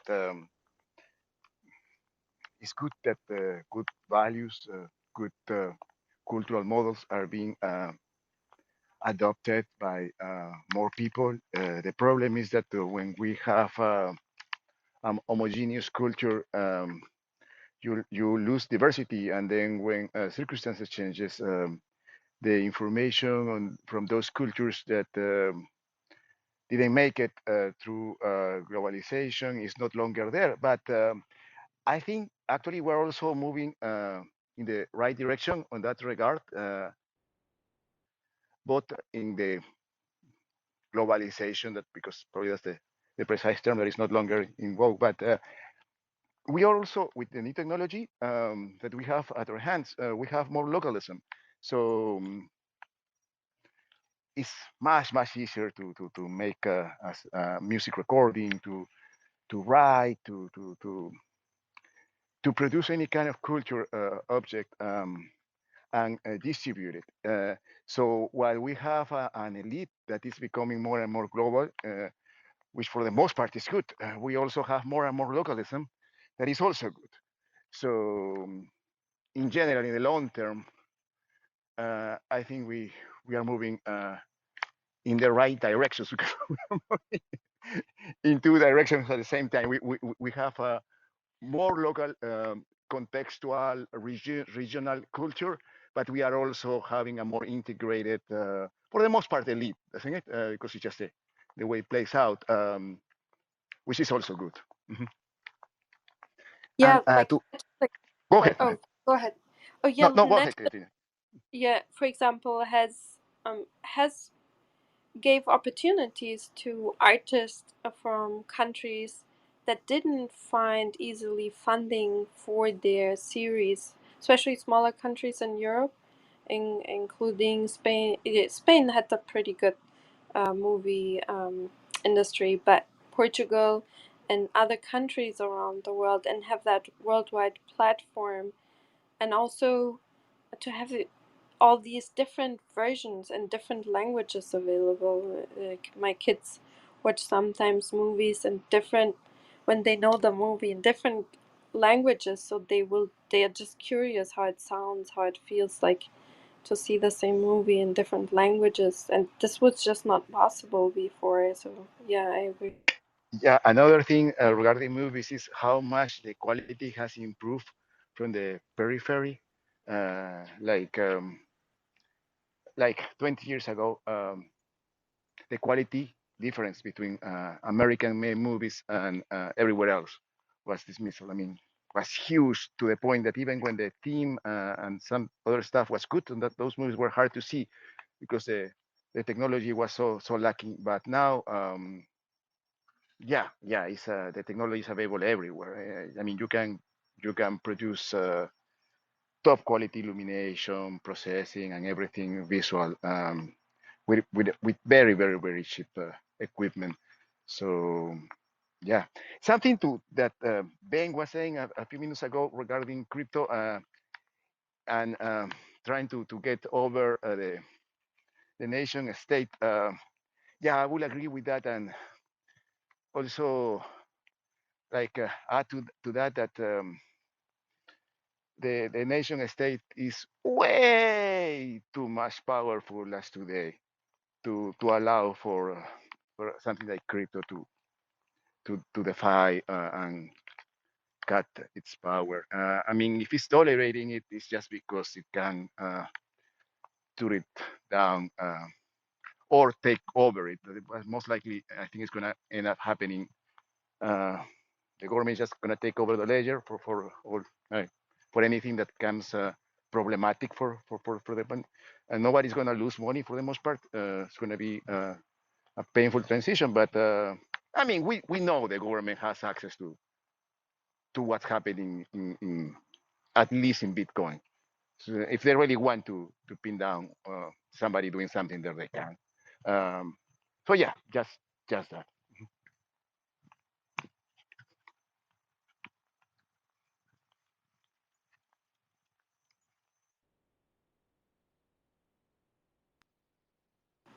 Yeah, I don't know. Does anyone have anything else? Thank you, Daniel. Yeah, I agree. It's we've been going on for a while, since 9 p.m. EST. So I think I will go ahead and close the room if that's okay with everyone, unless anyone has something to add that they didn't have the chance to.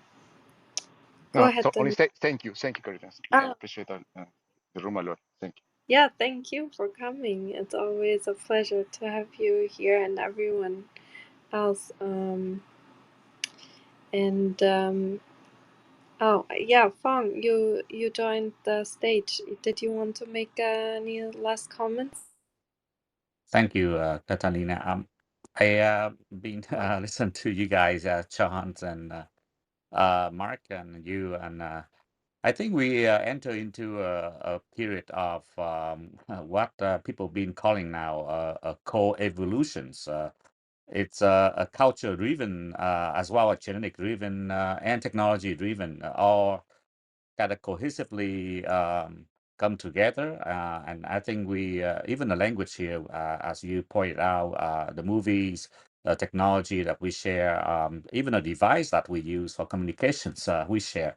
So I think we're getting to that now that this kind of melted together. I think United States is kind of unique because we make up of all the immigrants from different backgrounds. We have quite diverse genetic pool, but now the culture is actually driven. We've seen that here, even in Clubhouse here. We see that people tend to come together in a safe place in their own room and what I call a belief chamber. And I think that driven and adaptive response, that's what we are doing as a whole world community. And I think this is good actually, so that we can come together when risks involved. And we can protect each other and have the same survival benefits environment that we can grow and innovate. Thanks again for have the room and have me have the time for me to share. Thank you. Yeah, that's a great point. There has been the Ukraine room. It's just one example how humanity is coming together on technology to help each other. The Ukraine room is going on now since the conflict started, and it's really interesting how technology has been used to help the the party basically you empathize the most with, from different parts of the world, by using Airbnb, for example, to book rooms that people will never use to support locals with money that way, using Bitcoin and using Clubhouse, these rooms to update people on news on the conflict. I think we got to know each other, especially on this app, since we talk and not just write like on Twitter and other spaces. And we got to know people pretty well over the time Clubhouse was created, from different countries and cultures. And we came to know people and to know their struggles and also their ideas and their way of thinking in a way that wasn't possible before. And this makes us see each other as humans and not just some enemy. And that's one of the positive effects, I think, for example, Clubhouse is having. I think, I mean, of course there are rooms where people fight and just trying to be very contradictive, but I think most rooms are not like that. Most rooms try that we are all respectful, and we come from very different backgrounds, education, languages, cultures, and most rooms are very quite peacefully, and people respect each other and get to discuss together different topics, and that makes also me being hopeful. It is possible for us, and yeah, it's possible to help each other as humans and not caring about what the governments actually want, but what we want to help our fellow humans or not. So yeah, it's making me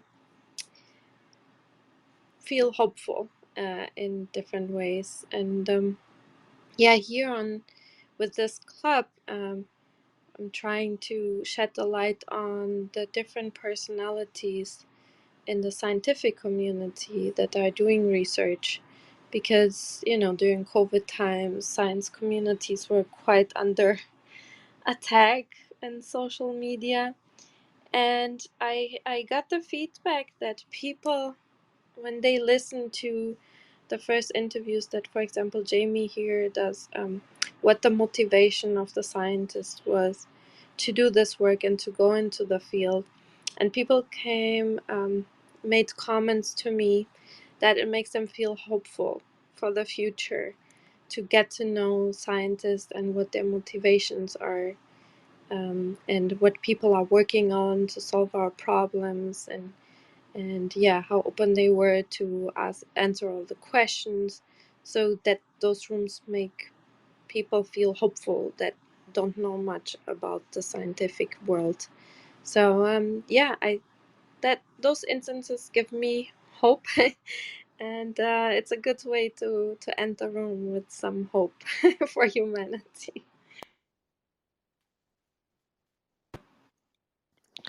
Thank you very much for a great room, Katarina. Yep, thank you. Yeah, thank you so much everyone for coming, and Thank you everyone for coming. Yeah. you'll come back. That was a great discussion, and yeah, have a great rest of your weekend. And our next room will be on Monday. We'll talk. Let me just to not say anything wrong because it's late and I'm tired. And more a new mechanism for long-term memory storage was discovered. It's from a pretty big neuroscience lab, and they found a really interesting mechanism for long-term memory storage. So yeah, come back, and thank you so much for coming. Enjoy your weekend, and enjoy life. Bye everyone. Thank you everyone for coming. Bye bye. Bye.